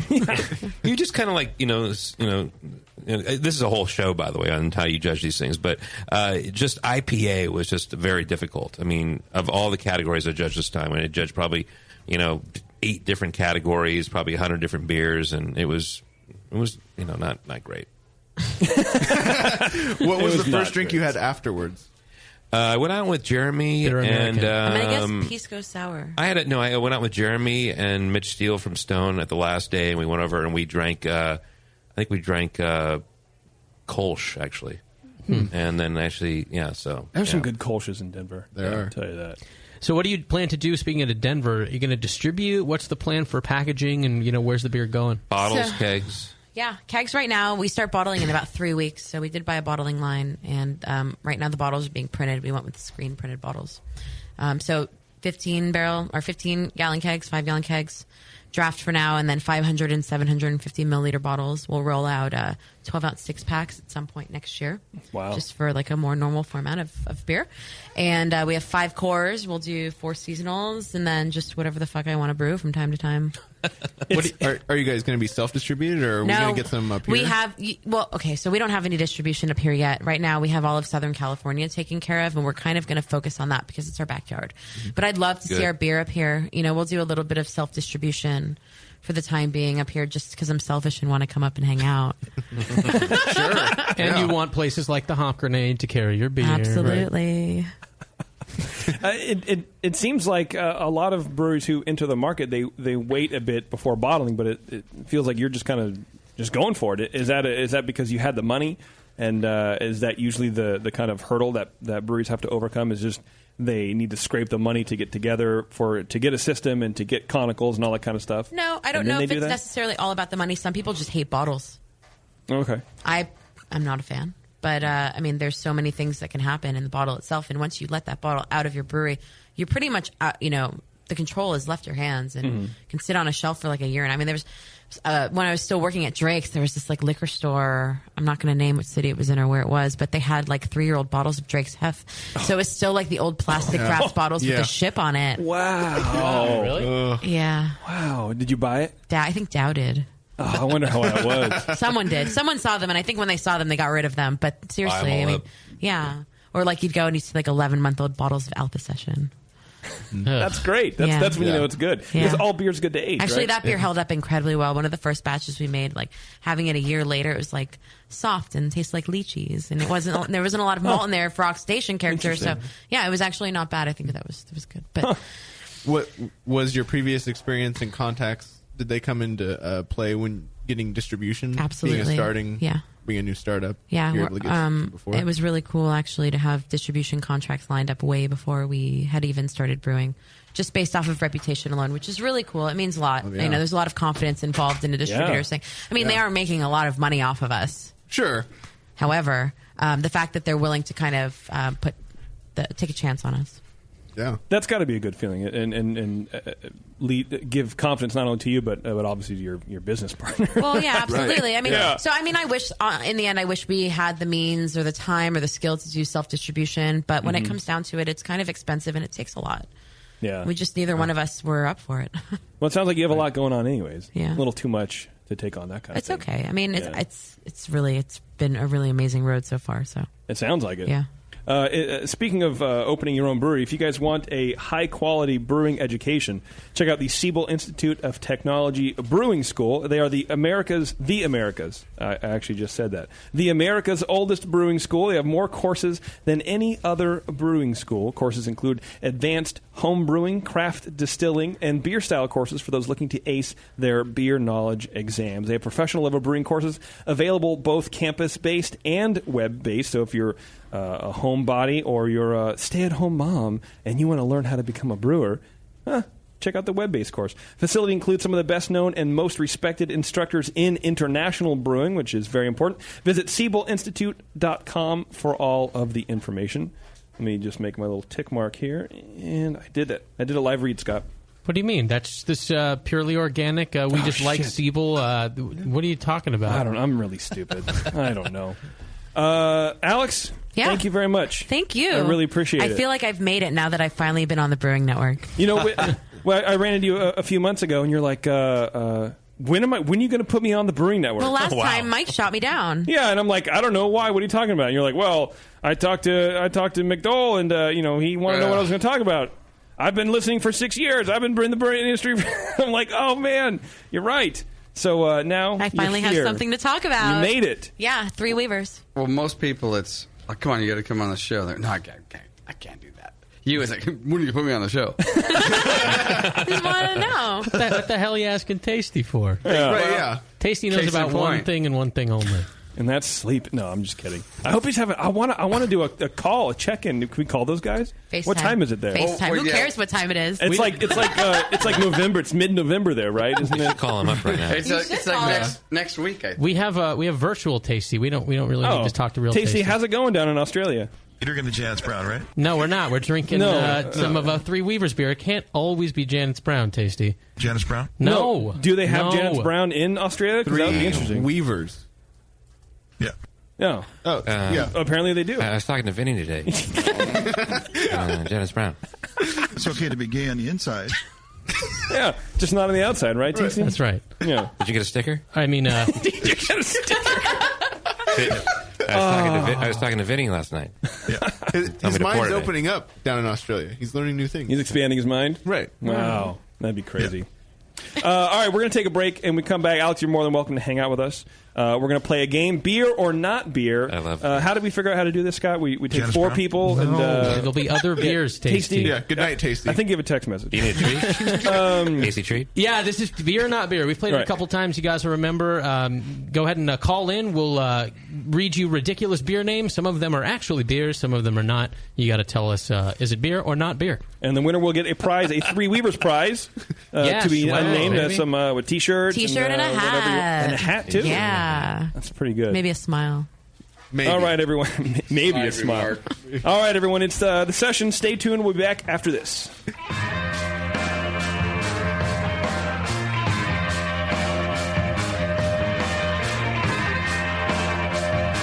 You're listening to the Brewcasters on the Brewing Network.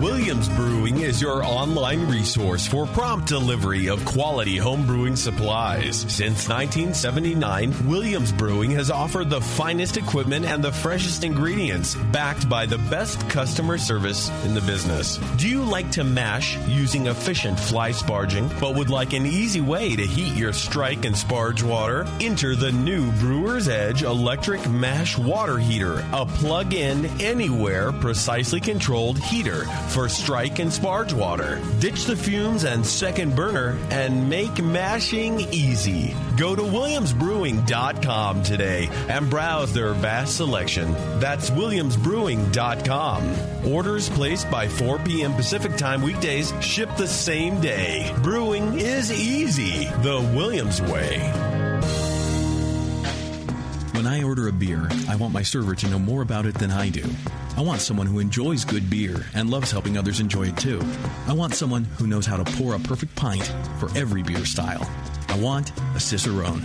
The Cicerone Certification Program is creating the type of people who help you enjoy great beer. Home brewers and craft beer lovers know beer is more flavorful and complex than ever, and it takes some serious knowledge to store and serve beer right. Cicerones know beer. There are 3 levels in the Cicerone program: Certified Beer Server, Certified Cicerone, and Master Cicerone. Cicerones are truly the sommeliers of beer. The best beer locations have a Certified Cicerone on staff. Relaxed and unpretentious, Cicerones are tested on storing and serving beer, beer styles, flavor and tasting, the brewing process and ingredients, and pairing food with beer. Learn more about your next beer guide at cicerone.org. Certified Cicerone, because it takes top talent to present a perfect pint. Do you know the 3 most important rules in brewing? Sanitation, sanitation, and sanitation. And no one does it better than 5-Star Chemicals. 5-Star knows sanitation. You can only sanitize clean equipment. And 5-Star knows how to clean, too. For craft brewers and home brewers, 5-Star has what you need to keep your fermenters, serving tanks, kegs, and draft lines sparkling and free of any beer-spoiling bacteria. PBW, caustic, acid cleaners, Star San, SaniClean, lubricants and defoamers, pH stabilizers, and more. 5-Star Chemicals has cleaning supplies, safety supplies, heat exchangers, pumps, hoses, and valves. And 5-Star is proud to offer eco-friendly products that exceed customer expectations. If you have a cleaning problem, you need the 5-Star solution. Visit 5starchemicals.com or call 800-782-7019. 800-782-7019 and get the 5-Star treatment today. Adventures in Homebrewing has the knowledge and expertise to craft their own gear and original recipes. Some of the things homebrewing.org creates and manufactures in-house are the Brutus brew stands and propane burners, the Serial Killer adjustable 2-roller grain mill with 7-pound hopper, custom stainless steel false bottoms designed to fit kegels, coolers, and mini-sized brew pots. And the BN Army receives 10% off their homebrewing.org orders when they use coupon code AIH10 at checkout. The brewers at Adventures in Homebrewing have designed a huge selection of original recipes for extract and all-grain brewing. Adventures in Homebrewing original recipes are tried and tested, proven to be of the best quality. And right now, Adventures in Homebrewing is shipping 24 of their best recipes for free. Visit homebrewing.org for the most current selection. Once you try one of Adventures in Homebrewing recipes, you'll keep coming back for more. And now, it's even easier with free shipping on these kits. And don't forget to use the current coupon code AIH10. Adventures in Homebrewing at homebrewing.org. You're listening to the Brewing Network. Because like beer, radio shouldn't suck.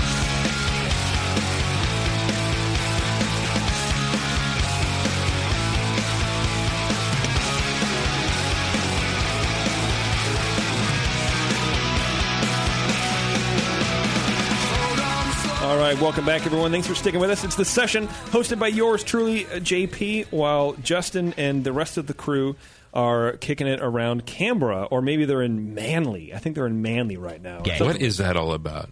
It's manliness. It's a whole thing where, I don't know. What are you talking about? Why they're in Australia? Well, yeah, we talked about that at all. I mean, what are they doing there? Well, we talked about it a bit over the last few months. They are in town for the Australian National Homebrewers Conference. I lost my my live read notes here, Scott. I apologize. So don't whip me. Stop beating me. And I heard Vinny's down there too. So he's doing the. Yeah, I think he's Vinny's like the down there. Chris keynote White's or something. down there. Is Vinny doing the keynote? Oh, I mean, it seems like he'd be doing that, don't you think? What do you think? Pretty cool. You think Justin's doing the keynote? Yeah, no, why wouldn't I think Nate's probably doing the keynote. Nate is. I think Nate or should be Tasty. doing the keynote. Tasty might be able to do that as well. Why not? Everyone should. He's good at that. Everyone's good at everything. But I don't know what that means. Sorry, I'm distracted looking for my live read. I don't know what to say. I'm an amateur. What are you looking for? Which read? I don't know. The Grain and Grape. I was going to do the Grain I and Grape. emailed it to you. No, I got it right now. Okay. Yeah. Well, I forgot. I'm sure they're going to have a lot of fun down there. Yeah. Oh, they're going to have a great time, and I know that. They would want to drive you guys to Grain and Grape. Grain and Grape is the main sponsor of the. What? Right out of the ass. I don't know. I mean, shit. I'm trying here. Get out of here. Everyone, look at. Oh, I hit Doc in the face with a coaster right now. Nice of you to join us, Doc. Yeah. Oh, hey. Jeez. Well, it's substitute teacher day. Where so everyone's Doc going to would get like up and to sharpen take the you pencil to. at the same time. He was checking my fillings earlier. All that kind of shit. No, Grain and Grape is the main sponsor of the Australian National Homebrewers Conference, which is why everyone's down there right now. Everyone at Grain and Grape is looking forward to hanging out with the guys from the BN Army, Justin and the crew. While you're down in Australia, if you happen to be traveling for Australia for the Australian National Homebrewers Conference, or if you're just happen to be a lucky resident of Australia, You're a lucky resident. why not? Because join us. You don't choose you don't choose to live in Australia. You're just born there. Well, no one goes there to live, right? I don't think I mean, they really, live. right? Some people were I don't know sent what you're there saying actually right to now. live. Yeah, but we don't like to talk about that. Irish were sent there. Anyway, if you happen to be there and you live around where the Grain and Grape is, they have a free fortnightly all grain brewing demo, which is pretty cool. Fortnightly, sure. Okay, I read you know it. what a fortnight is? How often Sully? is Like 4 nights. You probably invented that I word. invented the Well, word. they used it as a normal Yes. term back when he was a child. Right. We will light the coal for the fortnight, the brewing thing. Coffee. I'm speaking words that we used back then we don't have anymore. Hops. Wow, you sound like some weird Lovecraftian whatever. For over 20 years, they've been supplying brewers in Australia. They've been working hard to be the best and biggest and have the best and biggest range of equipment and ingredients around, including 90 varieties of malted grain from Belgium, Germany, the U.S., Britain, and, of course, Australia. 40 varieties of hops. I know they love it whenever Americans do an Australian accent. Whenever I love they it, say too. Australia. 'Cause That's it a good one, sounds mate. so good. over 50 Y-yeast liquid and fermentus and Danstar dried yeast cultures. Fresh wort kits made on the 500-liter Braumeister right there at the Grain and Grape warehouse. Check them out, grainandgrape.com.au. Speaking of Aussie gibberish, you know we haven't heard from Pies in a while. And him and his classic... I mean, it's been a month since we've heard that. You don't... Right? I don't think anybody really understands that. Australia has a Yeti, and his name is Who Ate All the Pies. He's a big... is he a listener? He was in the chat room tonight. Was he? Yeah, he was. Do you think anybody will get to see him? He's not in the chat room anymore. So he went to sleep. Is he going to go to the fest? No, went to work. Yeah, I don't know if he is. What time is it there right now? Pies, if you're listening, please call back. 1 day minus 6 hours. It's yesterday. 1 day. Add 1 day, but minus 6 hours ahead. I can't do that. Okay, so it's Tuesday, 8:30 p.m., but it's 2:30. 2:30 on Wednesday. 2:30 on Tuesday. Yeah. If you add a day, right? Oh, yeah, today's Monday. In the afternoon. Afternoon. Wait, I just afternoon. bested Warren in a trial of smarts. You know first your time. days of the week. Yeah. Congratulations. Yeah, whatever. Okay, the game we're going to play. Oh, first, so you know the people we have in the studio. We have Eric from Kelson Brewing Company in the studio. Eric's a listener, a longtime listener. Yeah, thank you. Happy to be here. Good. What brings you to lovely Concord besides the hop grenade? Well, on top of starting a brewery 6 months ago up in Derry, New Hampshire, I'm here for my day job. So here for Dreamforce down in San Francisco, the big conference taking over Howard Street. Sounds like a strip club. It is. It's a dream come true. It is. What is Dreamforce? It sounds real boring. Yeah, it's really boring. It's software. Is it? It's software. Is it? You Okay. know, who cares? Well, I drove past Moscone last night, and there's just this Dreamforce everywhere. They shut a street down. They did, yeah. They shut down Howard Street. 120,000 people. They shut down Howard Street. Wow. And just a bunch of pale men in loafers walking around going, where do I go? I have no idea. It looked like a lot of the guys that were setting up for it. That's all I saw. Okay. I was wondering why they shut why they shut that down the street. Luckily, a portion of that will be at 563 2nd Street, just 2 blocks from Giants Park. Yeah. During the break, someone's like, we got to play my ad. We already played it. And then he pulled his pants down and waved at me. Play it again. But having an opportunity to come back to the Mecca, the Brewing Network, must come and kneel and pray. No, thank you. Well, like I told you before the show, we wouldn't be here without people like you. So we appreciate you being such a big listener. And now let's kick his ass in a game that we made up. And now that he has a brewery, he should sign up to be an advertiser on the Brewing Network. That's right. Look at Warren over there with a hard sell. Email Warren at nosite.com. Okay, so here we go. We have a game that Scott came up with called Beer or Not Beer. Scott, why don't you run the crew down? Yeah, well, we're going to play first with Eric here, and then you guys hang on the line, and if Eric is unsuccessful, everyone will have a chance. You got to get 3 right before you get 3 wrong. I'm going to name you a ridiculous name, and you're going to tell me, is it beer or not beer? Okay, so we have 3 people on the phone. I thought we had 4. Someone dropped off. Someone dropped off. Tom from Michigan. Michiganites. Maybe Michigan. He wasn't sure. Wow. No, I'm serious. Really? I love Michigan. What state are you calling from? I have no idea. I don't know. There's another one. Okay, there you go. So how do we do this? Do we just say the thing and then take the phone calls, assuming everyone on the phone can hear? Yeah. Well, I mean, if you want to bring one up, no, because Eric might win the game for all we know. That's true. It's not likely, but should we start with Eric first? Yeah. Your call, host man. What do you say? I don't know. Let's start. I'm just confused as how the phone works. Who's on one? If I like their name, we'll do that. Josh from Sydney. Or is his name Josh Sydney? Bev's on the phone. If he's in Sydney, I want to do the caller. He's calling all the way from Australia. Is Josh in Australia, or is Josh's last name Sydney? Josh is in Sydney. Oh, there you wow, go. there you go. Josh is playing first, for sure. Josh, are you with us? Out. Did you just hang up on somebody? No. No. There's a lineup changement. Line 2 is now line 4 because he dropped his iPhone and can't fix it. Josh. He called on a different phone. Josh. Yeah, hello. Hello. Hello. Oh. Good day. It's pies. Oh, it is? It's not Josh, it's pies. He didn't say pies on the phone. He said Josh. Here we are waxing poetic about your psychic drunken garblings, and here you are just sitting on hold. It is pies? Yeah. Put him on hold. Let's play with Eric. No, I like pies. We heard from him earlier, remember? Pies, how you doing, buddy? Yeah, good. I actually caught up with Justin and Kate the Great a couple of nights ago, so I just had a couple of beers. Is that how long they've been down in Australia? Oh, at least. Yeah, they left like 2 weeks ago. They've been there a fortnight. The time vortex down there. He went straight from Europe to Australia. Yeah, all right. What's the form of fortnight, hey? That's a current term. I get paid fortnightly. Yeah, you do. Fortnightly. Yeah, you make it rain fortnightly in a day. Lines 2 and 4 switched places. Lines 2. So now line 4 is line 2. All right, it's not your fault. All right, so we're not playing with Josh or Pies, or are we playing with Pies? All right, Pies, you get a shot. Pies, here are you for ready? sure. You know how the game works. Scott's going to give you a name, and you got to determine if it's a beer or not beer. Who made up the names? Scott did. Or who made up the not beer names? Scott? Okay. Scott made them up, yeah, Scott created the game, so, you know. All right, are you ready? Yeah, no, it's just because, like, if JP made the names up, then it'd be a different game. That's fair. All right. Different game. The man knows us. Yeah, Boner Stout. Who is it, a beer or is it not a beer? All right, are you ready, Pies? Here, I'm going to give you your first one. Yeah. And this is a quick game, so I want to answer from you right away, and then we will confer amongst ourselves. But give me an answer quickly. So the first one, mash paddle your ass, Belgian triple. Not beer. Not beer. Pie says not beer. Mash paddle your ass. You go Pies.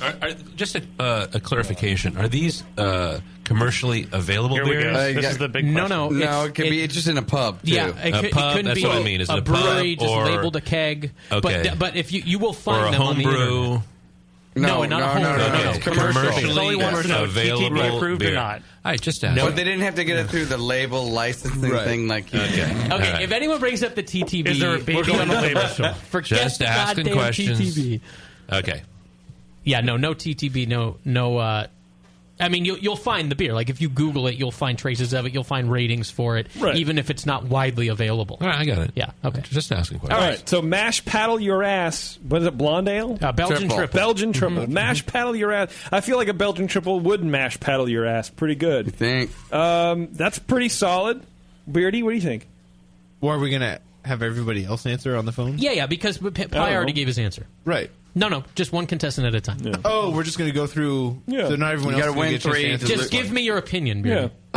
Yeah. Wow. Yay or nay? Beardy's very analytical, so. So mash paddle your ass, Belgian triple. Right. Beer or not beer? Nope. Nope. Pies is right. Eric? Not beer. That could be any kind of style. So I'd say it's not specific enough. Doc? Oh, it's beer. Ooh. Sully? It's absolutely fucking beer. That is not beer. Oh, so Pies got it right. Pies has one right. Nice work, Pies. Attaboy, You're Pies. well on your way. You did it, buddy. All right, the next one is Zombie Apocalypse Red Lager. Pies. Beer. Beer. B. B. Beer. B. What does the it's peanut beer. gallery think? Zombie Apocalypse, what was it, red ale? Red ale. Red lager. Red lager. Zombie Apocalypse Red Lager. Beer. Oh, hang on. Oh, sorry. Wait. Oh, what is it? Red lager or red ale? Red lager. You already answered, Pies. You said beer. He can change it, right? You want to change it? No, he can't? Because he's sitting there with his Google machine, I'm sure. Boo. No, he said Beer. I'm sitting here watching the football. San Francisco just scored an interception. They're up by 14 with a minute to go. Oh, spoilers. Oh, yeah. I don't know what that is. We're not going to get that. The real football, not soccer. Not kicky ball. Yeah. All right, so you're going to stick with ball. beer, right? Pies? Beer. All right, Beer. B. All right, B.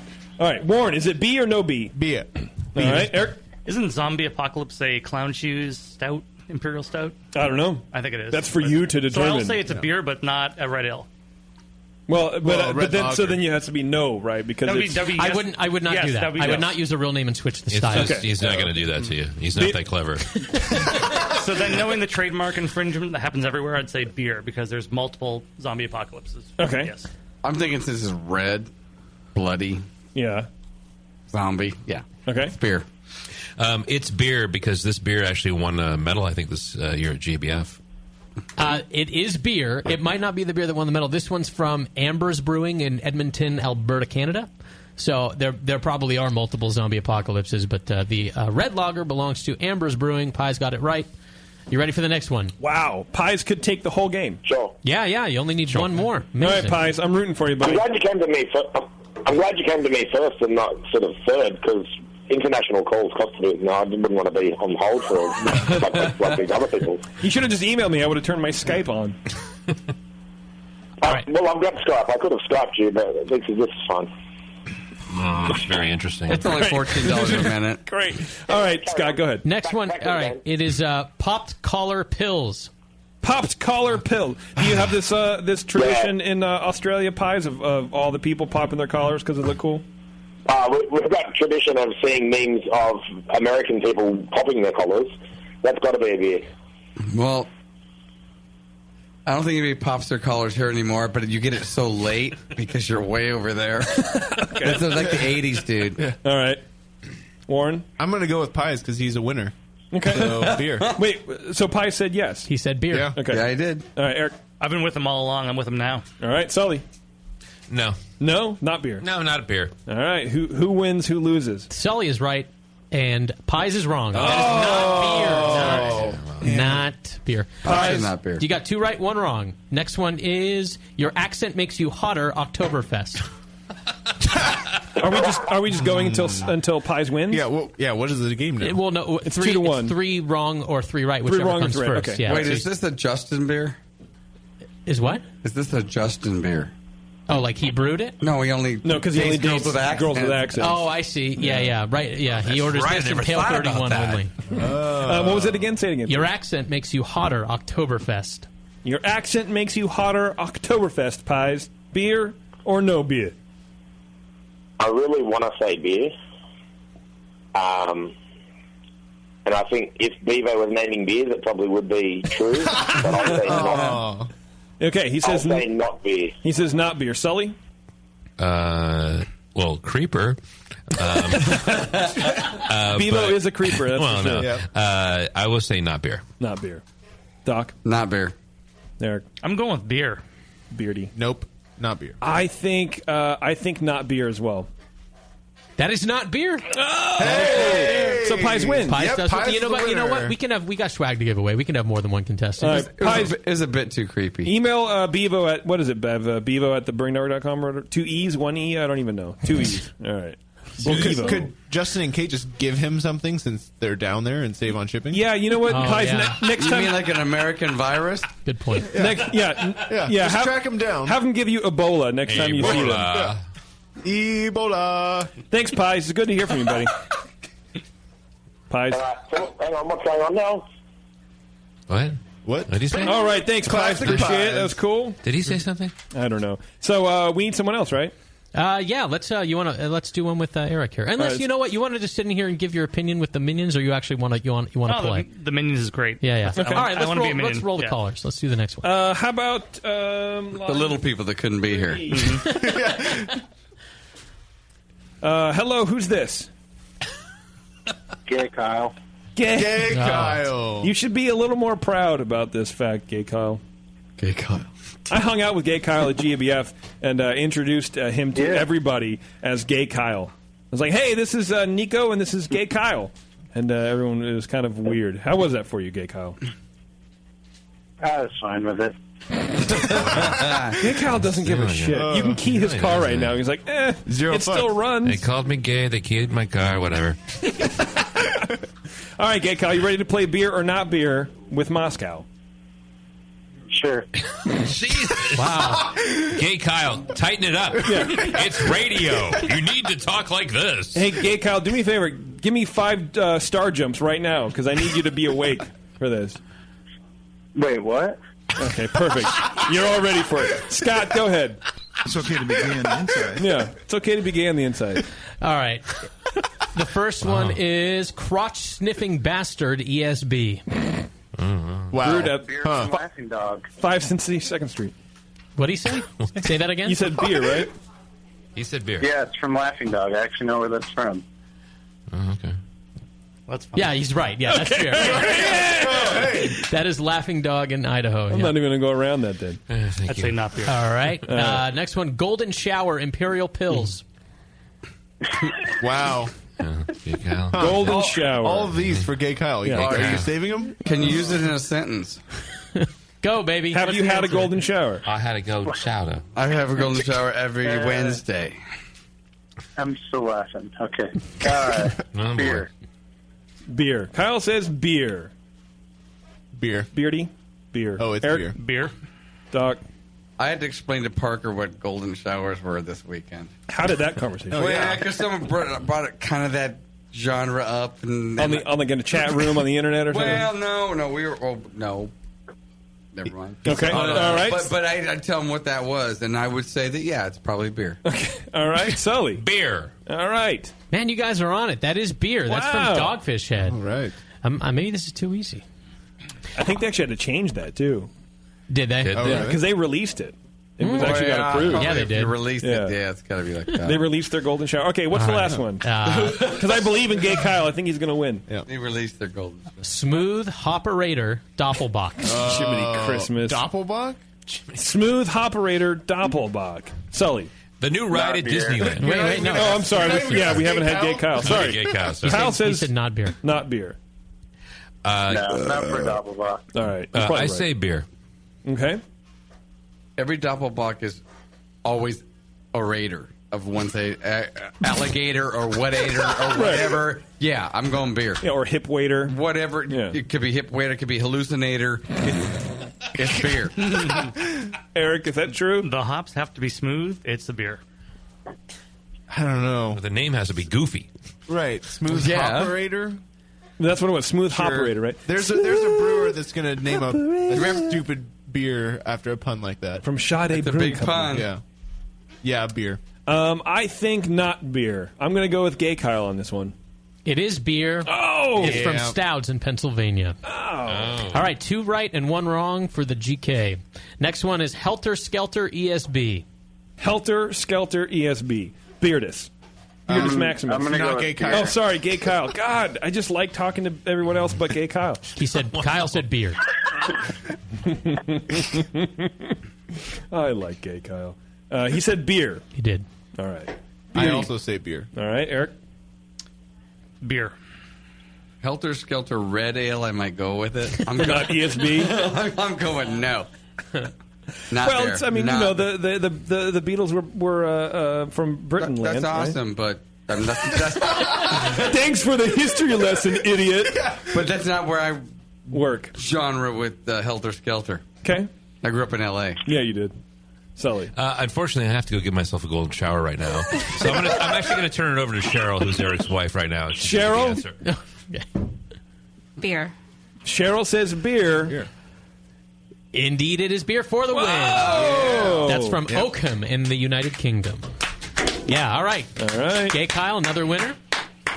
Gay Kyle's another winner. Yeah. I think we can do one more. I want someone to fail. All right, Gay Kyle, email Yeah, you Bevo, like that. Beevo at thebrainnetwork.com, and she will make sure you get something in the mail. Oh, did you guys know it's Cheryl's Cool. birthday Thanks, today? guys. Thanks, buddy. Kyle. Thanks, buddy.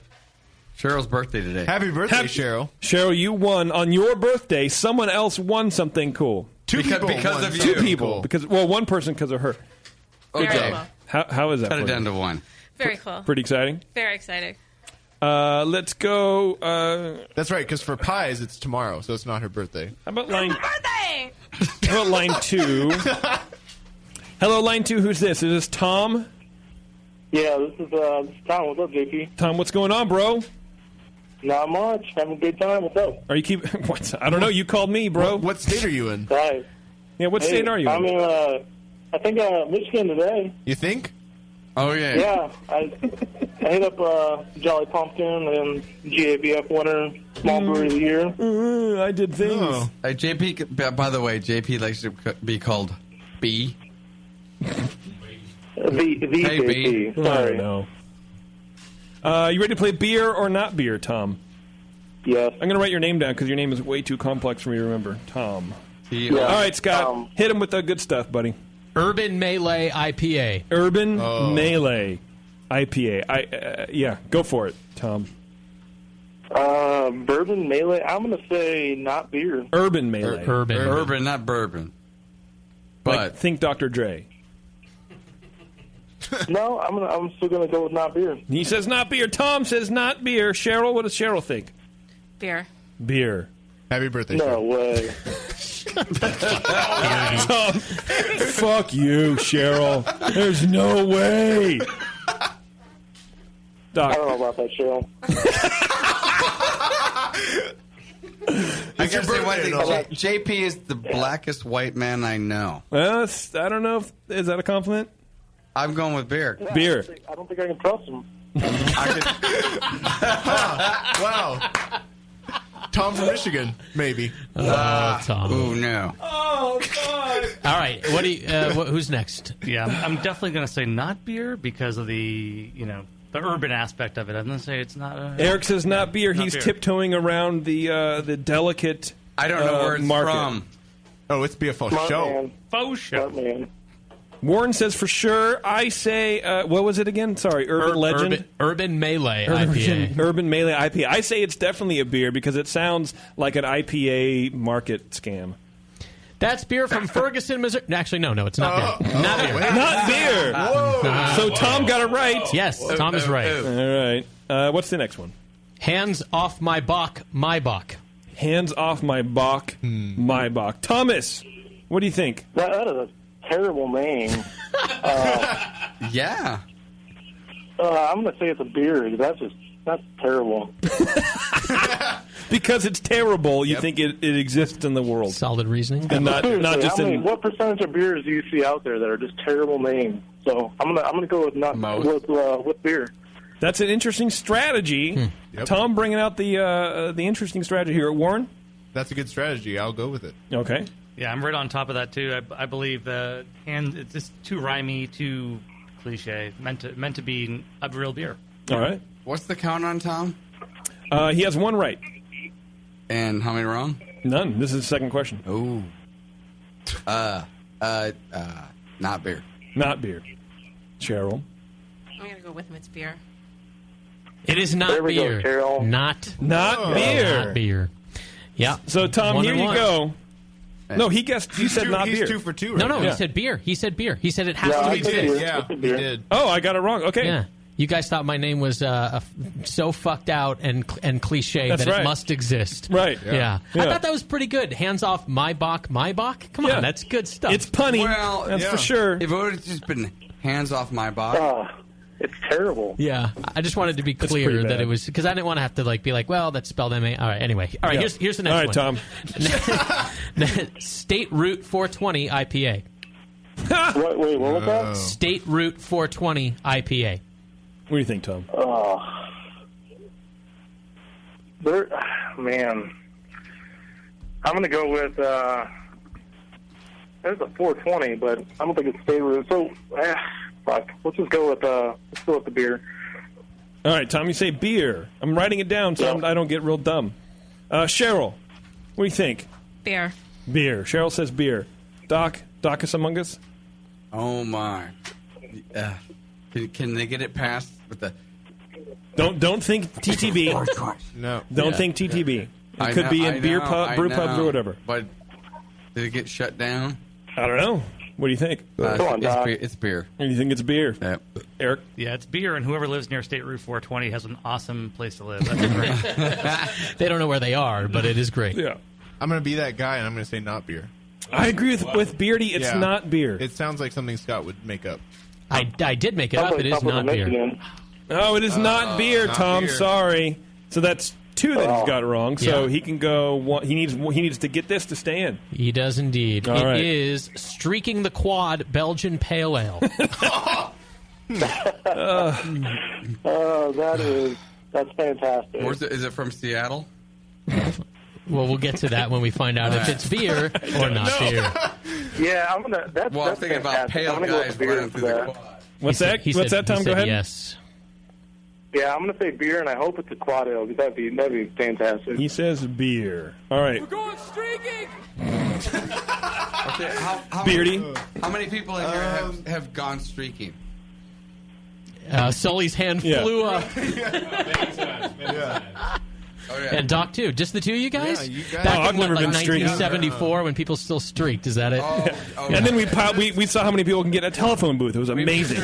Around my neighborhood, my parents were like, "What the hell is going on? Go take a shower." Was your neighborhood that dirty? It was at 3:00 in front of an elementary school. Oh my God! You would get on the sex offenders list now if you did No, that. because I was only in junior high. If you're a minor, does that count? Doc would know the rules to get around that. We wanted the most shock value we could get. Well, sure. Yeah. Someone somewhere, a therapist is thanking you for that. Oh, yeah. Beardy, beer or not beer? What was it again? Sorry. Streaking the Quad Belgian Pale Ale. There you go. Well, an awful name for an awful style, so I'll say it's beer. It's just too conflicting. Quad, pale ale, I just don't get it. So, not beer. Okay. I think there's people that it's a throwback for them. Yes, they did that. Okay. Yep. Beer. Cheryl. I noticed you didn't raise your hand when we talked about streaking through the... She's modest. I have not. Yeah, neither have I. Skinny dipping count as streaking? Oh, yeah. I think Cheryl and I are even keel personalities. Okay. We're not, off the deep end like you guys. I streaked the night we met. This is true. Has to be a public setting. Yeah. My name's Cheryl. My name's Eric. Oh, my God! Here I go! Are you talking about first date streaking? It was January, I think, right? It was not really. It was snowing. If only one person takes their clothes off, that's what makes it streaking? We'll get the answer. We'll get the answer later because I do want to remember that. But Cheryl, beer or not beer? It's a beer. It's a beer. Yeah, she's right, and so is Tom. It is beer from Deschutes. Awesome. Tom is hanging on for dear life, so he's full count. Yeah, 2-2. All right, Tom, this is for all the marbles. All right, that's just the way it goes. GOSE. Jesus, Gosa. God, whatever. Say it again. That's just the way it goes. Oh, that sounds retarded. Yeah. I'm gonna go with my original one, but that sounds so dumb that it's probably a beer. So we're gonna go beer. Tom says beer. Beardy. Yep. Brought to you by our friends at the Rare Barrel. Huh? Wait, what? Eric? I'm gonna say not beer. Beer. So, Cheryl? Not beer. So what does Sully think? The master of all marketing. Absolutely beer. Yep. Absolutely beer. I think not beer. You're right, host man. Not beer. All right. Sorry, Tom. So Tom close. loses. So close. All right, Tom. Thanks for playing, dude. Yeah, thanks, guys. Later. All right, we got one more. Why not? Let's do it. Sure. Hello, who's this? This is Jared. Jared, what's going on? Dude, you calling from Maine? Yes. Nice work. Hello. Okay, you ready to play beer or not beer with a Moscow man? Sure. All right. Sure. Why? I got nothing else to do. Yeah. Bored. Why not? Yeah, I got to wait for the spin cycle to finish. All right. All right, Scott, go ahead. What's his name? His name is Jared. Jared. All right, Jared. Your first one is Running Amok Red Ale. I'll go with beer. Jared says beer. I call Scott an asshole. I think that's not beer. So kind of a dick as I made it up. Yeah. Yeah. He's an asshole, but also not beer. Yeah. What do you think, Scott? Or what do you think, Warren? I think it's a beer. Yeah, that's so bad. That's a beer. Yeah. Well, he's going one off, one on, one off. He's pretty predictable. Oh, there's a pattern? Yeah, kind of.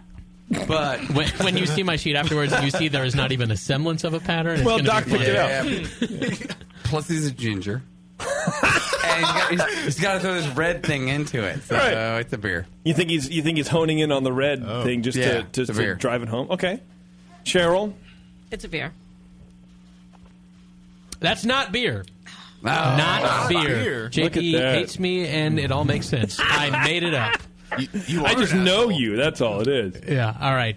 What's Jared's the next one? 0-1. The next one is Druid Fluid Barley Wine. Oh, wow.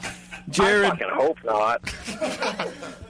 No, not beer. That's Not awful. beer. I would say I hope so, because that's terrible. Cheryl, you're a fledgling owner of a brewery. Would you name what is this called? Druid Fluid? What do you think? Would you approve of that if Eric went to him and was like, you know what? Like, I got this really cute name. It's called Druid Fluid. Would you hit him before he finished the word fluid, or? I love the name, but I don't think it's a beer. Oh, she loves the name. Now I feel like a schmuck. She doesn't think it's a beer. Sean? It actually kind of reminds me of Monk's Blood. the name. That's just a total You're right. He's a real marketing genius. And so I would say since it reminds me of monk's blood. Where can we get monk's blood? Monk's blood. I actually think it is Druid's Fluid is actually not a beer. Okay. No one wants to try some of my Druid's Fluid? No. I guess not. Yeah. Only in the smallest of taster glasses. Doc. What kind of beer was it? It's a barley wine. Oh, no, because Druid Fluid would be ESB or extra special bitter. Either one of those would be I'm fine. thinking extra special bitter. Eric? That's not a beer. Not a beer. Because someone who's going to name their beer Druid's Fluid is going to put that much thought into what style it's going to be. Yeah. I don't think it's a beer. Druid Fluid barley wine. I think yes. I think it's a beer. It is beer. It's from Middle Ages Brewing in New York. Middle Ages Brewing. All right, Jared, you're 0 for 2, dude. Baby. 0 2. This is your last one. You got to hit this one out the park to stay alive. Bananas and Blow Cream Ale. That's a good Ween song, I'll tell you that. Jared? I'm just going to say no again because that's awful. Bananas and Blow. Let's start with Cheryl this time. Bananas and Blow. Cheryl, go ahead. No. Come on, you've No? had those nights You don't want to play before. anymore? You're done? No, it's not a beer. Oh, okay. Move on. Either answer would have been appropriate. Trust me. It might be a movie night, but it's not beer. I'm going to agree with the birthday girl. No. Bebo just slammed her door. She's like, I don't want to hear any of this ambient crap. It was closed. She opened it just to slam it. She unlocked it. It was open, and I can hear a lot of outside noise from the store being open. Yeah. I'm not sure what's Well, the store will close Oh, soon, no, don't worry. no. That was just other stuff in here. Yeah. It's not ambient noise, Bev. It's other stuff. in No, here. it's us in here, basically, because there's no ambient noise anywhere. Yeah. Maybe No. it's coming through this wall. Whatever, it doesn't matter. Yeah, no, Sorry, it I didn't doesn't. mean to slam the door. It's all right. Hey, take that up with Justin about the whole wall thing. Doc. No, Hi. Hey. Beer or not beer? Bananas and Blow. What was it? Cream ale. Cream ale. Yeah. Okay, if it's not actual name beer, it could have been my next beer. Because I have to have that night. What? No, it's not. It's not beer. Mike, can you Not translate for us out there, dude? 'Cause I don't know what he's saying. I'm gonna brew a beer that will be called Bananas and Blow. Is this a beer? Or is it a beer or is it not a beer? Not beer. Not beer. Thank you very much, Eric. I think this beer's been done as a beer. What did you say, Jared? Just a bit of blow it flame out. Just throw it in. Yeah, you can add the blow up flame out, and it'll harden your water. And then you'll get flavor without the... No. Warren. It does not harden. It doesn't. They have pills for that. Right. Since there's bananas in the name, I don't think it would be for a cream ale, so I'm going to say not beer. Huh. I say not beer as well. Sorry, Jared, that is beer. Oh. That's from Shorts Brewing in Michigan. Of course it is. Well, at least I'm consistent. Indeed you are. 0 and 3. That's 3. Nice work. All right, Jared. Thanks, man. I appreciate you playing. Thanks, guys. All right, buddy. And there you go. That's beer or not beer. Thanks you to everybody for playing. We had more than one winner in this We this did game. have more than we had, one winner. 3 winners? We had 2. I think we had Pies and we had Gay Kyle. 2. Yeah, well, you guys started off great. The callers were on it. They were like 3-0. You guys were guessing right, and then you really fell off a cliff as the game went on. Yeah. How dare you guys? Okay, well, thanks everyone for playing, Scott. Another great game as usual. Hey. Let me check my trusty dusty chart here. Sorry, poor Eric sat in here hoping to play and get some swag, and he just nothing. I don't think Eric needs swag. Eric, do you need swag? As a supporter, I'm going to buy lots of swag. Oh, so good don't man. worry. Good See, man. there we go. He can buy some. Well, Why he give has it to buy away? We birthday can sell it presents to him. for his You're right. wife. He has a brewery. He's rich now. That's right. I am. Yeah, that's He's made it. Yeah, That's right. He's made it. Yeah. Did you see he and Sean did that secret handshake? Did you catch that? I did. Oh. You're an owner. I'm an owner. We'll split the profits. Yeah, split those profits, man. Why wouldn't we? All right, well, we got a porter to try from Eric, don't we? Yeah, let's do the porter. We have one more break to do. Then we'll try the porter. We'll do the Twitter game. Bev, how's the Twitter game going? Pretty good? Thumbs all right, up. I just got a thumbs up. That's all right. That means nobody cares. She heard her name. And I'm here. I'm awake. Sale. Yeah. I'm actually reading some of them right now. Sorry. Yes, it's going really Why well. would you apologize? Because she's working. Oh, shit. Because I wasn't paying attention to you. Oh, well, you should apologize for that. You and Taryn. No one appreciates it. I'm sorry. I don't know. Whatever. All right, we're going to take a break. We come back. We're going to try some porter from Eric and his new brewery and talk with him real fast, and then do a Twitter game, and then we'll bail out of here. It's The Session. Back after this.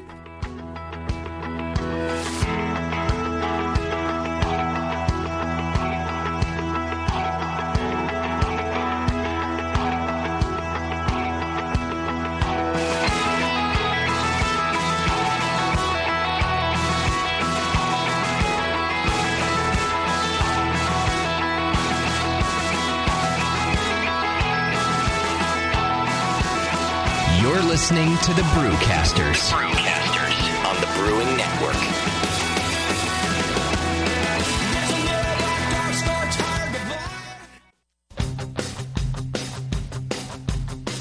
Introducing Clarity Firm from White Labs, an amazing tool for pro brewers and home brewers. Clarity Firm is an endoprotease that will reduce chill haze and increase the stability of your beer, and produces gluten-reduced beer. Clarity Firm is easy to use. Just add it when you pitch your yeast, and Clarity Firm will do its work during fermentation. When fermentation is complete, chill haze will already have been addressed.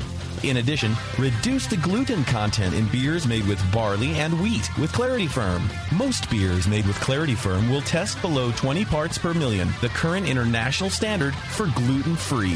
Better looking and more stable beer with the added benefit of reduced gluten, so you can pour your beer for more friends and customers. Why wouldn't you use Clarity Firm? Clarity Firm from White Labs. The reasons are crystal clear. Learn more at whitelabs.com. Hey, Wooly, I'm beat. Can we find a nice tree to just hang out in for a while? You're beat. I've been swinging through this forest for 50 years, ever since we first escaped from the circus. I know, but there's got to be more to life than exploring this creek and trying to populate the valley by copulating with loose, hairy girls. Marquis, stop. Look. What is that? It looks like a man-made treehouse. With fresh food. And craft beer. Welcome to the Creek Monkey Tap House, boys. Grab a seat. Creek Monkeys drink free. Awesome! The Creek Monkey Tap House in Martinez, California takes their mission of fresh food and beer seriously. They only serve locally raised beef and chicken, as well as local sustainable produce. It's better for you and the planet, and it just tastes better. The beer and wine at Creek Monkey Tap House are chosen with the same care for the highest quality and rotate frequently to make each visit an adventure. Swing on into the Creek Monkey Tap House and enjoy a new legend of amazing food, beer, and wine. The Creek Monkey Tap House, online at creekmonkey.com. Hey, my brewing brothers and sisters, this is Jamel Zanishev, and I love a bold, hoppy beer, one that spits resin in your face and makes you cry uncle. There are a lot of great hoppy beers out there, but at Heretic, we want to make something as bold, dank, and resiny as possible. We use hops at every chance we get, including multiple dry hop additions.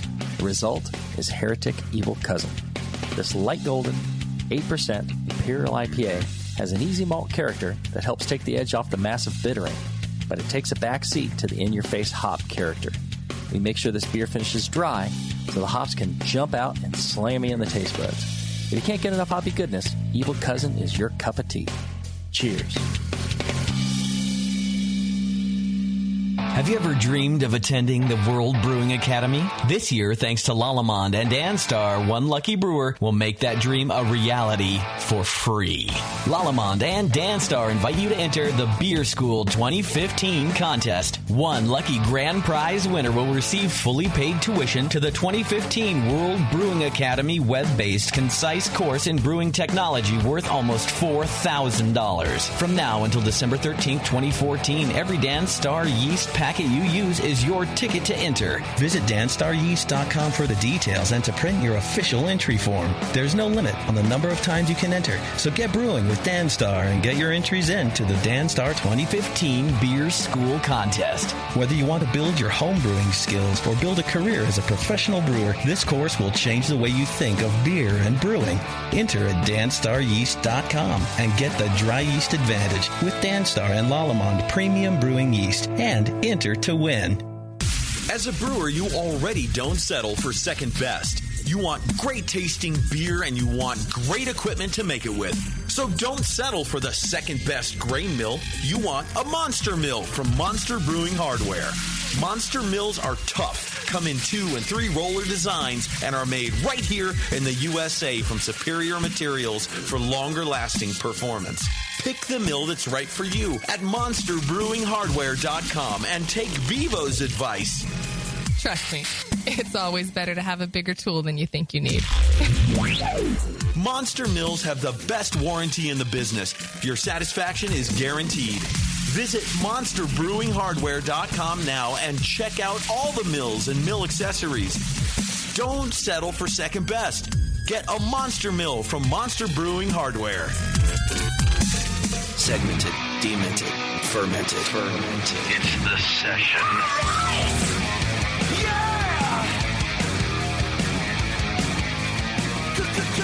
All right, everyone, welcome back. Thanks for sticking with us. It's our last break here on the session, and before we get into Eric and his tasty beers, I want to tell you about the American Homebrewers Association. Of course, you already know about the AHA. They fight for your rights to brew beer in America. I think we're legal in all 50 states or something like that now because of the AHA. They're also fighting to do a lot of stuff with the ABV levels and all that kind of good stuff. So if you want to help fight for your right to brew some good beer, go to homebrewersassociation.org. They have a lot of books. They have a lot of cool stuff they do for you. They fight behind the scenes and up front to make sure that you guys can keep brewing homebrew and to take it out. We've had a lot of problems, especially in California, of what is it, like pouring? You're not allowed to take your beer to events to pour or something like that. Yeah. Some weird, technicalities, strange, but the AHA, bizarre laws. The AHA solved it. That's right. They fight for your rights, everybody, and I can't say that enough. So check them out, homebrewersassociation.org. Sign up, become a member. You can get Zymergy. It's a great magazine. You get access to the forum. You get access to eZymergy. So if you want to save the planet or whatever that means, I don't even know what that means, you can get Zymergy online on your iDevice, your little tablet or something like that, whatever. And check it out. They have recipes of the week. Homebrewersassociation.org. It's a great website. Check it out. Okay. Eric. Hold on. There we go. Eric. I'm here. All right. So you, what's your story, man? You're from New Hampshire, right? Derry, you said? Yeah, we're from Derry, New Hampshire. We opened up about 6 months ago, sold our first beer. The co-founder, Paul, and I started this business up, and we're a 3-barrel brew house. We brew 7-barrel batches, and, just getting off the ground and having a lot of fun and having some good early success. Kelson Brewing Company. Yep. So Paul Kelly, Eric Olson makes Kelson. So we made up a name. In the trademark world, as you guys know, it's hard to find an untrademarked name. So we decided to make one up. So as we talked about earlier, you're just kind of out here for your day job because you still need a day job. And somebody paid for it. And someone paid for your trip. Are you expensing this right now? Because the B&Tab should just be moved to your tab. We'll cut it out in post, Eric, if you are. You can admit it. That's fine. Yes, I would say this is expensed. Okay, there we go. Attaboy. Nice. So everyone set him up out there with some shirts and some hats and some growlers. You know what? I mean, it makes sense. I mean, he's plugged Dreamforce on the show. I mean, that's marketing. That's a write-off, baby. Yeah, right? All the way. At least 10 people today. So. Oh, yeah. Tens of people. I've heard it 3 times myself. I saw it. So we are drinking the Draken? Draken, Robust Porter. And you have a little dwarf. You have a little angry Warren on here. Yeah. Yes. I'm looking real good with my bent axe. With a giant long beard. What's the impetus behind this guy? Yeah, so we have a lot of Viking-themed characters on the labels. And, Olsen being kind of Norwegian, it's always fun to have badass characters. It was better than Irish, I guess. So Kelly and Olsen, we decided to go with a Viking theme. And the secret is my canoe is called Draken, so I decided to do that. But it's a Viking longship in Norway that they rebuilt this thing called the Draken. It was a project by the public. You can go rent out this giant longship. So We just had a badass character who wants to go, pillage. Let's go pillage. He's ready to pillage. So he's not a dwarf. He's just a badass Viking. Yeah. And so this is an American style robust porter, 6.8%. We wanted to. I'm a wine guy by heritage. I love wine. So I wanted to have some of those kind of deep current raisin qualities in the porter. And I also I love American style beers. And so we did something crazy. We threw in Amarillo in the late whirlpool. So you get a little of that citrus bite in the end. This is very fresh, just bottled Monday. So that last Monday. I definitely get a lot of currant. Yep. That's pretty good. You named your canoe. Right. I did. You realize everything in the Olsen household was After named a after long Vikings. ship. So my dad's fishing, his 22-foot fishing boat was named Das Fisker. I named my canoe Draken. Would you consider yourself a seaman? And I like it. More like a can. riverman, I think, right? Do you canoe in the open sea? I don't know. Just rivers. Just rivers. Just rivers. Right. Rivers. You're like Lewis and Clark. Absolutely. Yeah. So Jerry Lewis and Albert Clark, right? Right. Yeah. Yeah. Kelson and Clark. They were the ones that discovered New Hampshire. Right. Yeah. Or discovered pie in the face is funny. One of the two. This is a brewery that is ripe for my beer or not beer game. I know there's going to be some beers coming out of your brewery that are going to make the game, right? Yeah, there's probably going to be some interesting names coming out. Do you have a overlying outline or plan for the name? Are they all going to be Vikings and all that kind of stuff? Or Yeah, we've got two lines. We've got one that's the local line. So we've got a pale ale called Spacetown Pale Ale. Alan Shepard was born in Derry, and that's actually nicknamed Spacetown. Because is it like Martinez, like with the Martians, like everyone's all spaced out? We're going to call the next one, Martinez. Great, absolutely. Our sister city. Yeah. So we have a 5.5% pale ale that we wanted locals to be proud of and be able to drink anywhere. So we nicknamed it Spacetown. Why is it called Spacetown? Because Alan Shepard was the first American in space. First American in space. So Doc. He's an astronaut. Don't you know Alan Shepard's from Derry, New Hampshire? Right. Yeah. Yeah. So now we do. It's worldwide. Tens of people know this. Well, you told all the people at Dreamforce. What I did notice on your label here, it says track your beer, kelsonbrewing.com/beer tracker, and you get you give a bottle number 14601272. What's that all about?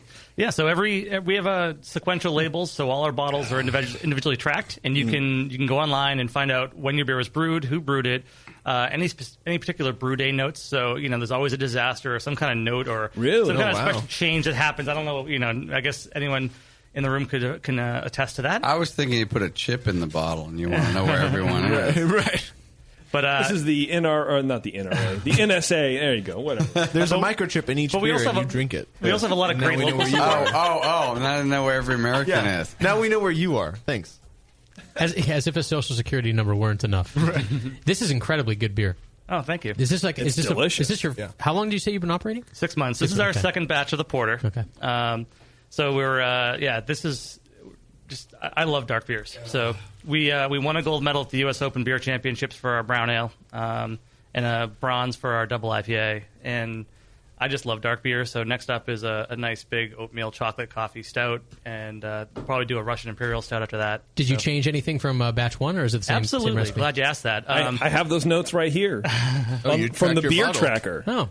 It says, we made some minor tweaks to the second batch of Draken. One of those tweaks was a change in the base 2-row malt we use in the recipe. We decided that we are going to use one supplier of malt for our darker beers and a different malt for our light color beers. We'd like to thank Andy Day from Cask and Vine and the Drinkery for his help bottling this batch of beer. That's pretty cool. Can you pass that? Is there anything left? Someone pass that bottle to me. Yeah, that's good stuff.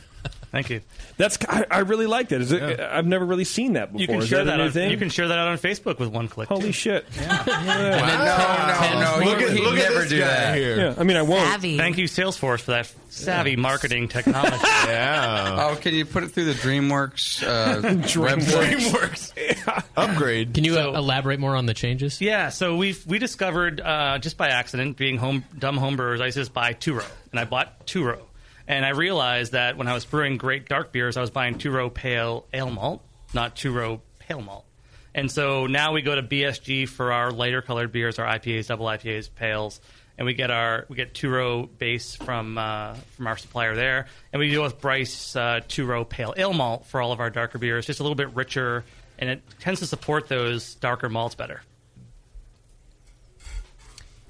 That's awesome. So yeah, when that's pretty cool. We accidentally went the other way, and we had one batch that was just a little bit too light, lacked the body, lacked the backbone. So you made that change. That's something homebrewers don't really do a lot of. I think maybe sometimes they think their beers aren't living up to their ideals, but they don't try different malts or whatever. You kind of just do the same thing.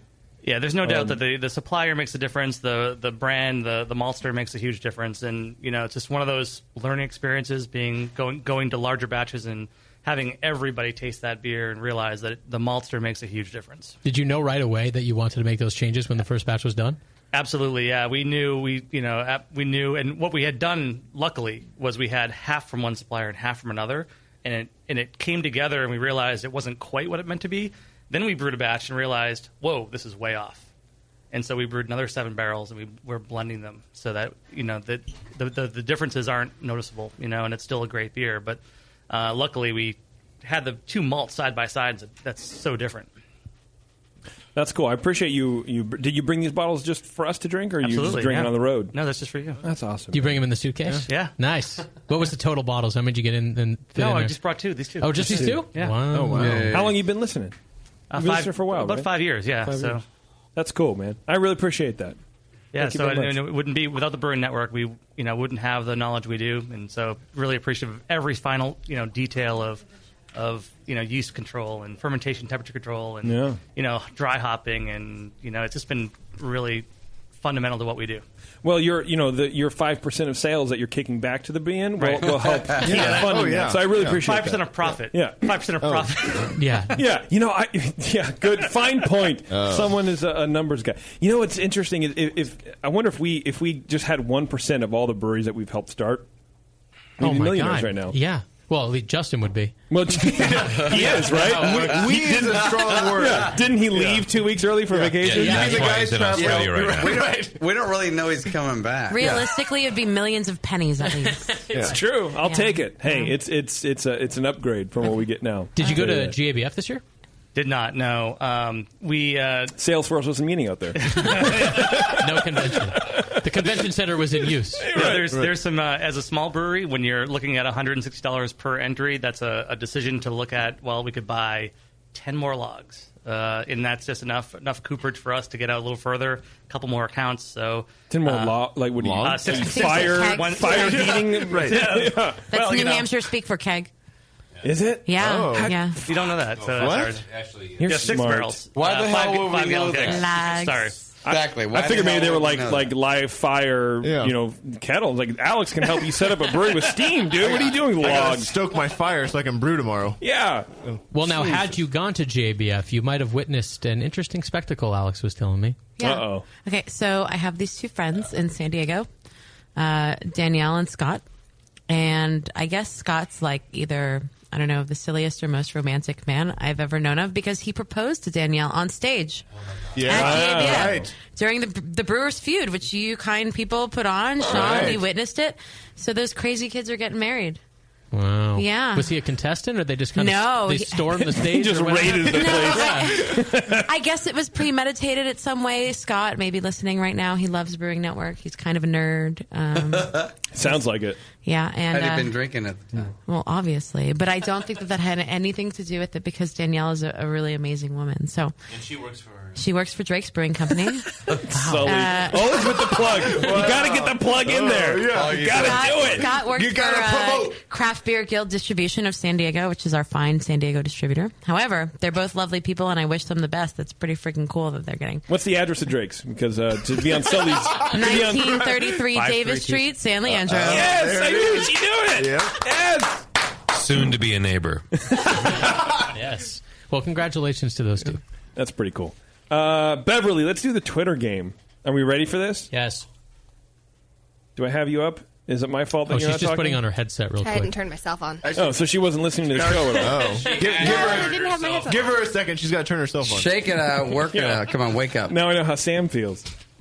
Wow. Hey, where is Sam? I haven't seen that guy for a while. Turn yourself on. He's in Australia. You're ridiculous. Is he in Australia too? No. He's in Australia. They wanted him to speak. Yeah, him and Tasty are giving a talk. He, Tasty, and Vinny are giving a taste. Worst talk ever. What? They could truly understand Wait. Beverly, Sam is. What are you talking about? Sam is at home with our daughter. Are you sure about that? I am 100% sure. He might be in Australia right now. He is not in Because it's like 2 days earlier. Yeah. No. He might have built a paper mache mannequin. Time travel. Are you sure? It's like Ferris Bueller's Day Off. He's I'm there not home tomorrow. right now. He'll be I'm in back Australia. today before you even know escaped it. from Alcatraz. JP, are you ready to do what the tasty Sam talk would sound like? Yes. Okay, here we go. Janice Brown. Ow! Janice Brown. Ow! Janice Brown. Ow! Janice Brown. Ow! Well, you got it. You got it. And then get the malt, okay, and you put it in the water. Vinny just made it. Janice Brown. You do the Vinny part. Vinny called me this morning. Did you get a tasty treat?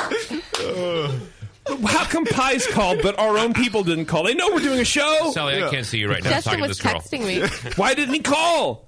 Is he trying to talk to you? You're going to Janice Brown, right? Tasty's texting you or Sam's texting you? Justin. She doesn't know Justin. anymore. Oh. The Twitter game was Miller Coors are looking for ways to drive the light beer market. And we don't know if you guys have any Who sponsored solutions this game, for by them. the way? Was there Twitter a sponsor game? for this Yes, game? thank you, Sully. Anheuser-Busch. God, you're so good. Twitter game. I'll do it for you. I'll do it for you right Twitter game now. is sponsored by Keystone Homebrewing Supplies. No, I was going to do 21st Amendment. Yeah, but Keystone is actually the Well, sponsor. it could be. Sorry. That's right. Cam. All right, Beverly, what do we have on Lord. the on Okay. the docket for them? Jeremy Moore. Jeremy Moore. I'm Lord. Texan Rude Boy on Texan the Rude Boy. Twitter. Okay. I think they should dial back that triple hop to a double or a single. Too much flavor. That's got a good point. That's good advice. There's a lot going on there. Too much flavor. Okay, go ahead. Tanya, give up. The Bottle Farm. 2 new ideas, malts and hops. You could use them to add flavor to your beer. I know it's the anti-light beer, but it's worth a shot. Oh, we're such assholes in this Yes, industry. we are. All right, go ahead. This is from Brian Shar. Another set of color-changing mountains to warn me when I might actually be able to taste the stuff. I'm surprised Brian Shar could be concise in 140 characters. I love you, Brian. This is from Chris Rogers. Sell a version aged in 200-year-old rum barrels with chilies and goat penises. That would win over 90% of craft beer drinkers. It's absolutely true.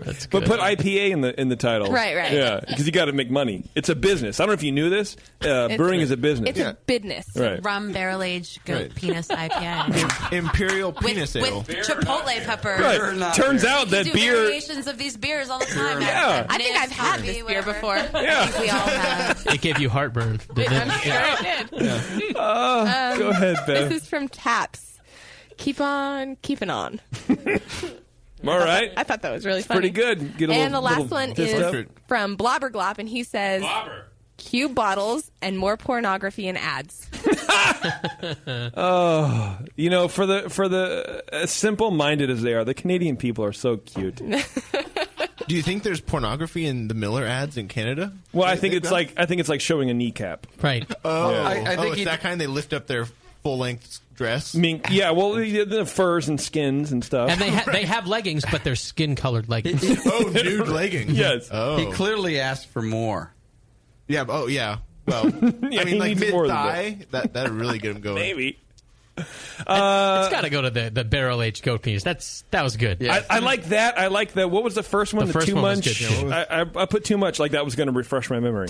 Dial back the triple hop, double hop, or single. Alex is so smart. She needs to be a host on this show. I can't do it. I'm too dumb. Dial back the hops, and then I actually liked Brian Shar's another set of mountains to tell me when I could taste something. When it's warm enough and to then taste that's a good it. one. Yeah, and then the goat penis was pretty good too. Good old-fashioned vote. Do we need a vote? We need a vote. Bev, count it down. What do we got? What are the three? Okay, so the three are Jeremy Moore, too much flavor, dial down the hop Okay. stuff. Okay. The hop stuff. Any Perfect. hands? Any hands for that one? I like it. You got one. Okay, no All right, one next likes one? it. That one's out. Next one. Brian Shar, add another set of color-changing mountains to warn me when that stuff might actually be warm enough to taste. It's pretty good. JP And voting that would out. be That's Oh the yeah, I winner. can't vote twice. That's right. JP I'm not voted again. Bevo. That's the winner anyway. Yeah. That's your majority. Yeah, that's the Yep. winner. All right, there you go, Brian Shar. Email Bevo, BEEVO, at thebrewingnetwork.com. Keep on keeping Keep on. keeping on. I hear a jingle for you. BEO. Doc hears things in his head. What the hell just happened? I think that's it, right? Yes. We're out of here. Is there a fish show in town? Alex, thank you very much for coming by. Thank you for I having really us. appreciate it. You came all the way up here from San Diego. baby. Oh, no, North wait. Mexico. Oh, I don't even know. From Normax. But thank you very much. Three Weavers, everybody. When Yes. you're in the LA area, please check them out. They're Please making do. stellar beer. Or come to the Hop Grade. We have some kegs of yours. And you may not get them back. I better if I can get those back. It's true. You better drink all the beer then. Maybe we have to make a pilgrimage down to this grand Drink opening the party. beer first. Yes, please. Bring do. her kegs Saturday? with her. Yeah. Saturday, October 18th from 2 to 8. Do you think? Well, Justin's not here. He can't deny our request. You should probably just go. We should quote put in a request. Right. Oh, we're Yeah. going to take the corporate debt down? The debt I gen. thought you guys seemed like more of a The debt helicopter jet. crowd to me. What'd you say? The you seem corporate like more of a jet. helicopter crowd to me. It's like a hybrid. It is an airplane, but it's a prop job. Ah, it's an perfect. Osprey Like a thing. lawnmower with I wings. like how Alex thinks. She's Yeah. pushing you. Oh, you guys seem like more of a helicopter crowd. You can Shit. just land on the roof. It's fine. I'll just bungee jump from it. Well. Okay. Sounds good. From Mexico. Because we're just north of that. Right. Yeah. You're above Mexico. You just jump. It is I don't the know. wood. I think that'd be The good. wood. Let's try to We make it. gotta have I it mean, in no now. one's going to make it. Let's be honest. Well, Hey, it'd be amazing. Hey, you It can would at least be. lie to my face. you will be there. Yeah, I will be there personally. Yeah. I'm I'll be- leaving tomorrow. Instead of the wacky inflatable arm guy, it'll just be me on the corner just doing this. Perfect. Hey, like swimming in midair. That is a good gig. The guy who gets paid to wiggle the Spin the arrow around. sign. And you know, what's great too is the variance. How some of them are like with their earbuds and they're just kind of bored, the round table shirt on. Other guys are like spinning up one side and flipping down They the have next and doing cartwheels. They have an art to it. There's Yeah. a band called Elbow from the UK, and they have this video called One Day Like This, and the entire music video is this like incredibly artful spinning of a sign. I'm telling you. Focuses the entire song on this one guy. You know what's awesome about this? The sign spinners is either way they're still making $8.95. Yeah, right. What is their There's no motivation? performance incentive. What is their motivation to do well? What is the next step? Pride, Warren. Personal What is the drive. next? What are they going to get promoted to? Yep. What's I'm the your best motive? What are sign they get, spinner. you get to There spin it your is. sign inside the store. No, then No, they you're can not then they outside? can work inside. Then they can take the like- trash out. What's integrity okay. worth these days? $8.95. That's Oh, right. Oh, okay. That's all it is. That's all. It just comes down to that. You can either spin the sign to your heart's content, or you can just stand there and drool on your iPod. Either way, you get paid the same. Sully, thanks for coming in and hanging out. I really appreciate it. Always a pleasure. Thank you very much. I love you. Eric, thank you very much. Thanks for having us. For coming in and bringing your beer and your lovely wife and your beer. And happy birthday. Happy birthday. Happy birthday, Cheryl. Yes, thank you very much. Okay, let's get out of here. Normally I would do the show plugs, but you guys have all heard them You before. can outro. Yeah, we need some sort of outro music. JP, Well, I take us have. out. I mean, I have like the Get the fuck outro. the normal. You're not Oh, going to do there the you go. 21st Amendment plug? No, but if you want to plug yourself, Sean, Oh, you can can go you ahead. do it? Can you like low Actually, in I the want you to background? do it. Oh, you're going to plug I yourself? can't do it. You I'm can do it. No, we need- come I'm on. my mind is blown right now. I think you can do it. You're doing great. All right, everybody. Thank you very much. 2-1-A, they're great. Three Weavers. Thank you very much again, Alex. Really appreciate it. Come back anytime, please. It's been way too long since you've been around. I don't know what that means. All right, everybody. Next week we'll be here and we'll be doing 5, 6, 3 stuff. seconds. We're off next week. We're off next week. We Thank do you, have Scott. Dr. Because Homebrew you're coming on to the Wednesday. 3 We Weavers have- grand opening. That's Yeah, right. yes. We can't Oh, be that's on the air. Yeah. That's right. On Saturday. For you live listeners, we'll be recording Dr. Homebrew live on Wednesday. And otherwise, go ahead. And then Sour Hour the following Wednesday. So we got a couple shows coming up in the next week. There we 2 go. weeks. All right, everyone. See you later. JP's an asshole. Justin's a nice guy and winning the race. JP does